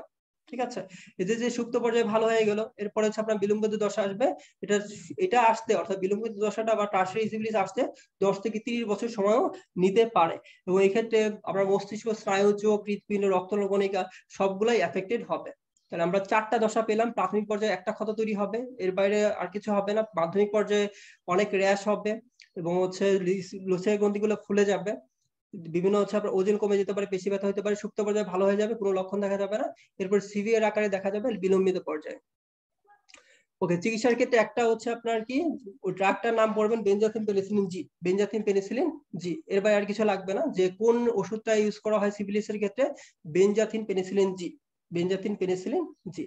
আর কোন টেস্ট করা হয় আপনার হচ্ছে সিফিলিস শনাক্তকরণের ক্ষেত্রে, ভিডিআরএল টেস্ট। এই টেস্টটা একটু নাম পড়ে রাখবেন, ভিডিআরএল টেস্ট দিয়ে হচ্ছে আপনার সিফিলিস শনাক্ত করা যেতে পারে। গনোরিয়া, নেশিয়া গনোরিয়া হবে, অর্থাৎ জীবাণুটার নাম হচ্ছে নেশিয়া গনোরি, নেশিয়া গনোরি। গনোরিয়ার জীবাণুর নাম হচ্ছে নেশিয়া গনোরি, যেটা একটা ব্যাকটেরিয়া, এটা হচ্ছে একটা ব্যাকটেরিয়া। এর বাইরে আর কিছু লাগবে না। অর্থাৎ গনোরিয়া হচ্ছে কি দিয়ে, নেশিয়া গনোরি দিয়ে, যেটা হচ্ছে একটা ব্যাকটেরিয়া, যেটা হচ্ছে একটা ব্যাকটেরিয়া। লক্ষণ, সংক্রমণ প্রক্রিয়া, এগুলো রিডিং দিবেন, এটা খুব বেশি গুরুত্বপূর্ণ না, রিং দিলে হবে। আচ্ছা, এখানে রানীতে গনোরিয়ার লক্ষণ 8 নাম্বার পয়েন্ট একটু খেয়াল করে। যদি একজন ফিমেল বা একজন মা যদি গনোরিয়া আক্রান্ত হয়, সে যে বাচ্চাটা জন্ম দিবে সেই বাচ্চারও কিন্তু গনোরিয়া হতে পারে। তখন সেই বাচ্চাটাকে যে গনোরিয়া হচ্ছে, সেক্ষেত্রে দেখা যায় যে চোখেই বেশি সংক্রমণটা হয়, বাচ্চার ক্ষেত্রে চোখেই বেশি সংক্রমণটা হয়। বাচ্চা যখন জন্ম নেয় তখন জীবাণুটা তার চোখে বেশি এফেক্টেড করে বা এফেক্ট করে, তখন বাচ্চার যে চোখের যে সিমটম গুলো হচ্ছে সেটাকে আমরা বলি অপথ্যালমিয়া নিওনেটারাম। তাহলে বলা হয়, যদি কোশ্চেন এমন ভাবে করে বা এমন কিছু জিজ্ঞেস করে যে অপথ্যালমিয়া নিওনেটারিয়াম কোন জীবাণুর মাধ্যমে হয়, নেশিয়া গনোরির মাধ্যমে হয়। অপথ্যালমিয়া নিওনেটারিয়াম কাদের হয়, বাচ্চাদের বা শিশুদের, কোন জীবাণুর মাধ্যমে হচ্ছে, নেশিয়া গনোরির মাধ্যমে। ঠিক আছে, চিকিৎসা বিভিন্ন অ্যান্টিবায়োটিক ইউজ করা হয়, খুব বেশি ইম্পর্টেন্ট না এগুলো। এবং এক্ষেত্রে ভিডিআর টেস্ট করা যেতে পারে, কিন্তু ভিডিআর টেস্ট হচ্ছে আপনার সিফিলিসের ক্ষেত্রে বেশি করা হয়। এইডস সম্পর্কে আপনারা অনেক ভালো ধারণা রাখেন, সেই ছোটবেলা থেকে পড়ে আসতেছেন। এখান থেকে দেখবে যে এইডস এর ফুল ফর্ম কি, এইচআইভি এর ফুল ফর্ম কি, আশা করি সবারই ভালো ধারণা আছে এবং আপনারা সবাই এটা জানেন। যেটা মনে রাখবেন সেটা হচ্ছে 4 নম্বর লাইনের ক্ষেত্রে খেয়াল করেন যে এইচআইভি ভাইরাসের আক্রমণে ম্যাক্রোফেজ এবং টি4 লিম্ফোসাইট এই দুইটা ধ্বংসপ্রাপ্ত হয়। তাহলে কোন সেল দুইটা, কোন দুইটা রক্তকণিকা হচ্ছে এইচআইভি ভাইরাস আক্রমণে ধ্বংস হয়, ম্যাক্রোফেজ এবং টি4 লিম্ফোসাইট, ম্যাক্রোফেজ এবং টি4 লিম্ফোসাইট। ঠিক আছে, এই দুটো হচ্ছে ধ্বংসপ্রাপ্ত হবে। ওকে, এর বাইরে হচ্ছে আপনার এইডস দিবস 1 ডিসেম্বর, অর্থাৎ 1 ডিসেম্বর হচ্ছে এইডস দিবস, এটা একটু দেখবেন। এবং এটার প্রতীক, এইচআইভি এইডস এর প্রতীক হচ্ছে 1 লুপ বিশিষ্ট লাল ফিতা, 1 লুপ বিশিষ্ট লাল ফিতা। ফিতা। এটা দেবে, যেখানে লাল ফিতার একটা ছবি দেওয়া আছে, এটা হচ্ছে এইডস এর প্রতীক। এইডস এর প্রতীক কে আবিষ্কার করছেন একটু দেখে রাখতে পারেন, মন্টেগনিয়ার এবং গ্যালো।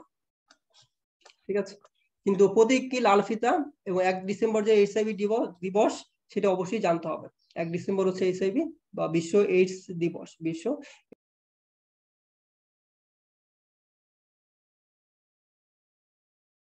এইডস দিবস, এবং এইচআইভি বা এইডস এর প্রতীক হচ্ছে লাল ফিতা। রোগের লক্ষণ একবার রিডিং দিবেন, এটা সম্পর্কে আপনারা অবশ্যই জানেন, কারণ সামাজিক বিজ্ঞানে ব্যাপক পড়া দিচ্ছেন ছোটবেলায় 9-10 বা হচ্ছে এইচএসসি এর ক্ষেত্রে, এইচএসসি তো ছিল না, 9-10 এর ক্ষেত্রে। তো ভালো একটা ধারণা আছে আশা করি। আচ্ছা, এখানে একটা দেখেন হিউম্যান প্যাপিলোমা ভাইরাস, এটা হচ্ছে সার্ভাইকাল যে টিউমার বা ক্যান্সার যেটা বলে সার্ভিক্স ক্যান্সার বা সার্ভাইকাল ক্যান্সার বা জরায়ুমুখী ক্যান্সার, এটার জন্য দায়ী হচ্ছে human papilloma virus, HPV. Human papilloma virus হচ্ছে সার্ভাইকাল ক্যান্সার ঘটায়, বা সার্ভাইকাল ক্যান্সারের ক্ষেত্রে কোন জীবাণু দায়ী?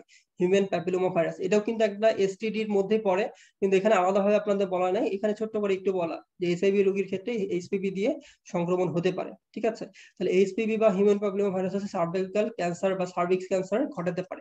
আচ্ছা, রোগ নির্ণয় এটা আপনাদের জন্য নতুন, এটা আগে দেখেন নাই। কি কি টেস্ট দিয়ে আমরা রোগ নির্ণয় করতে পারি? একটা হচ্ছে HIV antibody test, RNA test, PT4 test, আর ওয়েস্টার্ন ব্লট। ঠিক আছে, কনফার্মেটরি টেস্টটা হচ্ছে আপনার কি ওয়েস্টার্ন ব্লট, এটা দিয়ে হচ্ছে এইচআইভি কনফার্ম করা হয়, তো এটা খুবই গুরুত্বপূর্ণ টেস্ট ওয়েস্টার্ন ব্লট। ঠিক আছে, এছাড়া HIV antibody test, RNA test, P24 test এগুলো করা যেতে পারে। আর এইচআইভি এইডস এর মাধ্যমে বা এইচআইভি ভাইরাস কি করে, T4 লিম্ফোসাইটকে ধ্বংস করে বা হচ্ছে কমে যায়, সেক্ষেত্রে CD4 সেল বা T4 সেল। এবং এই CD4 বা T4 সেলের সংখ্যা কত, নর্মাল সংখ্যা কত বা রেঞ্জ কত, এটা একটু জানতে হবে। 500 থেকে 1500 সেল। ঠিক আছে, প্রতি মিলিমিটার কিউব রক্তে 500 থেকে 1500 সেল থাকে, CD4 সেল থাকে। তাহলে এখান থেকে টেস্ট গুলোর নাম এবং সেল, T4 সেল বা CD4 সেল কতগুলো থাকে এটা জানলে হয়ে যাবে। আচ্ছা, এরপর চিকিৎসার ক্ষেত্রে হচ্ছে আপনাদের থেরাপিটা এখানে আর্ট বলা আপনাদের ক্ষেত্রে অ্যান্টি রেট্রোভাইরাল থেরাপি, কিন্তু এটা অ্যাকচুয়ালি কি হবে, highly active anti retroviral therapy. এটাকে বলা হয় highly active anti retroviral therapy. ঠিক আছে, কিন্তু আপনাদের আর্ট শুধু শেষের 3টা দিয়ে বলা, বর্ণ দিয়ে বলা আর্ট, তাহলে অর্থাৎ অ্যান্টি রেট্রোভাইরাল থেরাপি। এখানে একটু খেয়াল করেন যে 1 নম্বর নিউক্লিওসাইড রিভার্স ট্রান্সক্রিপ্টেজ, যদি জিরো থাকে, ওষুধের মধ্যে যদি জিরো থাকে, জিডোভুডিন, অ্যাজিডোথাইমিডিন, অর্থাৎ জিরো থাকলে সেটা কি হবে, nucleoside reverse transcriptase inhibitor. Nucleoside reverse transcriptase inhibitor, zero থাকলে নিউক্লিওসাইড রিভার্স ট্রান্সক্রিপ্টেজ ইনহিবিটর। আর নাভির থাকলে, যদি একটা ড্রাগের শেষে নাভির থাকে, যেমন হচ্ছে ইন্ডিনাভির, রিটোনাভির, তখন নাভির থাকলে সেটা কিসের মধ্যে পড়বে, প্রোটিয়েজ ইনহিবিটরের মধ্যে, প্রোটিয়েজ ইনহিবিটর। তাহলে জিডো যদি থাকে সেটা হবে নিউক্লিওসাইড রিভার্স ট্রান্সক্রিপ্টেজ ইনহিবিটর, আর যদি নাভির থাকে কোনো একটা ড্রাগের মধ্যে সেটা হবে প্রোটিয়েজ ইনহিবিটর। এর বাইরে যেগুলো আছে সেগুলো সাধারণত নন নিউক্লিওসাইড রিভার্স ট্রান্সক্রিপ্টেজের মধ্যে পড়বে। আশা করি এসআইভি বা অ্যান্টি রেট্রোভাইরাল থেরাপির মধ্যে আরো অনেক কিছু আছে, কিন্তু আপনাদের বইতে 3টার উদাহরণ দেয়া, সেক্ষেত্রে 2টা উদাহরণ ভালো করে পড়বেন। একটা হচ্ছে নিউক্লিওসাইড রিভার্স ট্রান্সক্রিপ্টেজ ইনহিবিটর, আর একটা হচ্ছে আপনার কি প্রোটিয়েজ ইনহিবিটর। ঠিক আছে, সেক্ষেত্রে আমরা নিউক্লিওসাইড রিভার্স ট্রান্সক্রিপ্টেজ ইনহিবিটর যেটা আমরা বললাম সেটা হচ্ছে জিডোভুডিন, বা জিডো থাকলে রিভার্স ট্রান্সক্রিপ্টেজ ইনহিবিটর বা নিউক্লিওসাইড রিভার্স ট্রান্সক্রিপ্টেজ ইনহিবিটর। আর যদি নাভির থাকে, কোন একটা ড্রাগের মধ্যে নাভির আছে এমন যদি থাকে, সেটা হবে প্রোটিয়েজ ইনহিবিটর। ঠিক আছে, প্রোটিয়েজ ইনহিবিটর। তো এর মাধ্যমে লেকচার শেষ হয়ে যাচ্ছে, এবং এখান থেকে আরেকটা কথা না বললেই না, যে এইচআইভি ভাইরাস যদি আমরা বলি সেটা হচ্ছে কি ভাইরাস, আরএনএ ভাইরাস, এটা একটু জানবেন। এবং আপনাদের যে এখন যে অবস্থা চলতেছে কোভিড বা করোনা কালীন সময়, কেউ একজন বলেন, শেষ কোশ্চেন এটা, যে এই যে আমাদের কোভিড-19 যে রোগ বলেন বা সার্স করোনা ভাইরাস 2 ভাইরাস, এটা কি ধরনের ভাইরাস, আরএনএ ভাইরাস নাকি ডিএনএ ভাইরাস? গুড। সো অনেকেই অ্যান্সার দিচ্ছেন আরএনএ ভাইরাস, এবং আপনারা অনেক ধৈর্য নিয়ে ক্লাসটা করছেন, এবং এই ক্লাসটা হচ্ছে অনেক ইনফরমেটিভ একটা ক্লাস।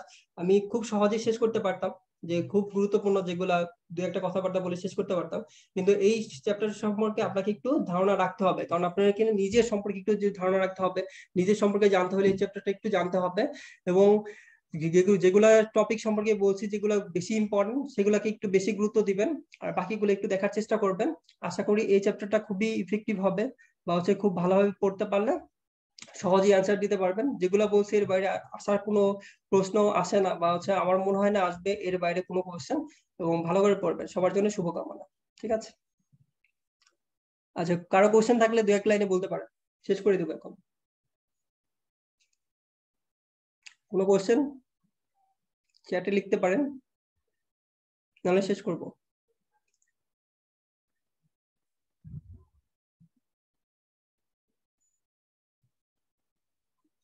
আচ্ছা, মেনোপজের মধ্যে এন্ডোমেন না, মেনোপজ যদি আপনাকে বলে 45 থেকে 50 ইয়ার্স বললে মেনোপজের টাইম এখানে ফিক্সড মোটামুটি, কারো ক্ষেত্রে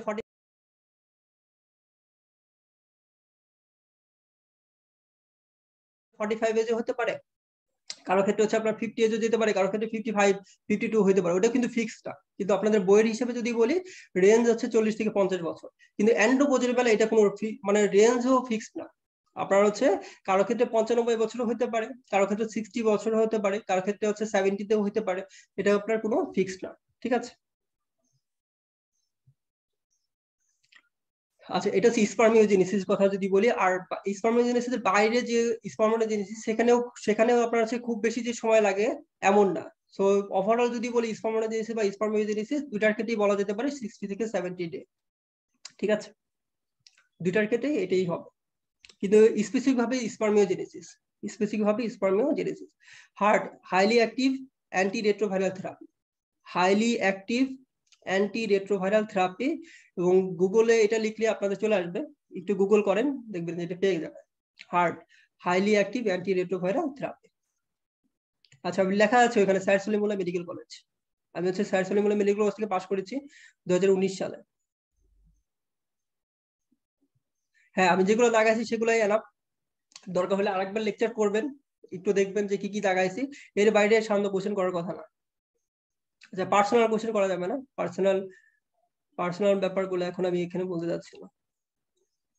এসিবি রিভার্স ট্রান্সক্রিপশন মানে হচ্ছে আপনার কি ডিএনএ থেকে, আমরা জানি ডিএনএ থেকে আরএনএ হওয়া হচ্ছে ট্রান্সক্রিপশন বলি, এর উল্টা, অর্থাৎ আরএনএ থেকে যে ডিএনএ হবে সেটাকে বলি রিভার্স ট্রান্সক্রিপশন। ঠিক আছে। এখন এইচআইভি যে ভাইরাস, সেটা যে আপনার হচ্ছে সংখ্যা বৃদ্ধি করে, তার একটা স্টেজ হচ্ছে আপনার কি রিভার্স ট্রান্সক্রিপশন, অর্থাৎ ওরা আরএনএ থেকে ডিএনএ হয়। আপনি যদি ওই রিভার্স ট্রান্সক্রিপশনটাকে বন্ধ করে দিতে পারেন তাহলে ওদের সংখ্যা বৃদ্ধি আর হবে না। এই জন্য আপনার হচ্ছে রিভার্স ট্রান্সক্রিপ্টেজ ইনহিবিটর ইউজ করা হয় এইসবের ক্ষেত্রে। ওরা কি করে রিভার্স ট্রান্সক্রিপশনটা হতে দেয় না, এই জন্য হচ্ছে ওরা আপনার সংখ্যা বৃদ্ধি করতে পারে না। কর্পাস লুটিয়াম ফলিকুলার কোষ, কর্পাস লুটিয়াম হচ্ছে আপনার ফলিকল থেকে যখন ডিম্বাণু বের হয়ে যাবে তখন ফলিকলের যে বাকি অংশটা সেটা হচ্ছে কর্পাস লুটিয়াম ফর্ম করবে। ঠিক আছে। অন্য কোনো রাইটার হচ্ছে আপনার আলিম স্যারের কিছু ইনফরমেশন আছে, এক্সট্রা ইনফরমেশন, যদি আপনার সময় থাকে দেখতে পারেন। আর যদি সময় না থাকে, যেহেতু আপনাদের সময় কম, এই যে বইটাই পড়েন, আজমল স্যারের বইটা পড়েন, এটা আমি মনে করি মোর দেন এনাফ। দু একটা ইনফরমেশন অবশ্যই দেখতে পারেন যেগুলো আমি বলছি ক্লাসে। আচ্ছা, পার্সোনাল ইনফরমেশন বলা যাবে না। পড়া রিলেটেড কিছু বলবেন তাহলে আমি এখনই শেষ করে দেবো। আচ্ছা, অমরের কাজ অনেক, যেমন মায়ের থেকে পুষ্টিগুলা ফিটাস বা হচ্ছে ভ্রূণের মধ্যে দেয়া, বা হচ্ছে বিভিন্ন জীবাণু ওরা বহন করতে পারে অমরের মাধ্যমে। বিভিন্ন হচ্ছে বিপাকী আপনার যে বর্জ্যবস্তু যে ফিটাস তৈরি করে, সেই বর্জ্যবস্তুগুলো মায়ের শরীরে আসে হচ্ছে আপনার কিসের মাধ্যমে, অমরের মাধ্যমে। অমর থেকে কিছু হরমোন তৈরি হতে পারে। তারপর হচ্ছে অমরা হচ্ছে আপনার কি করতে পারে, বাচ্চাকে প্রোটেকশন দিতে পারে, যেমন অমরের মাধ্যমে কিছু অ্যান্টিবায়োটিক মায়ের শরীর থেকে বাচ্চার শরীরে যায়, সেগুলো হচ্ছে তার প্রোটেকশন দেয়। তো এগুলো হচ্ছে ইম্পর্টেন্ট। ঠিক আছে, অমরের কাজ। আচ্ছা, শর্ট নিমোনিক ওই স্লাইডটা, আচ্ছা আমি 1 মিনিটে, আচ্ছা এটাই লাস্ট, এর বাইরে আর কোনো কথা নাই, এটা তো অনেক দূরে,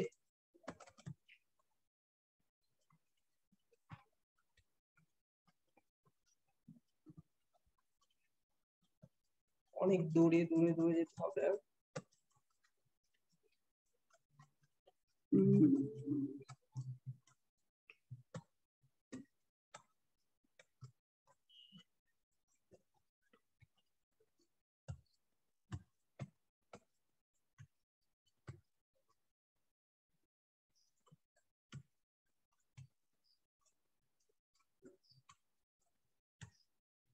এই যে এটা, তাহলে অ্যান্টিবডি যে আপনার 5 নম্বর পয়েন্টে দেখেন, অনাক্রমতা, অর্থাৎ অ্যান্টিবডি মায়ের থেকে বাচ্চাতে যাচ্ছে, সেটা হচ্ছে আপনার মনে রাখবো যে হ্যাপি বার্থডে টু সারা।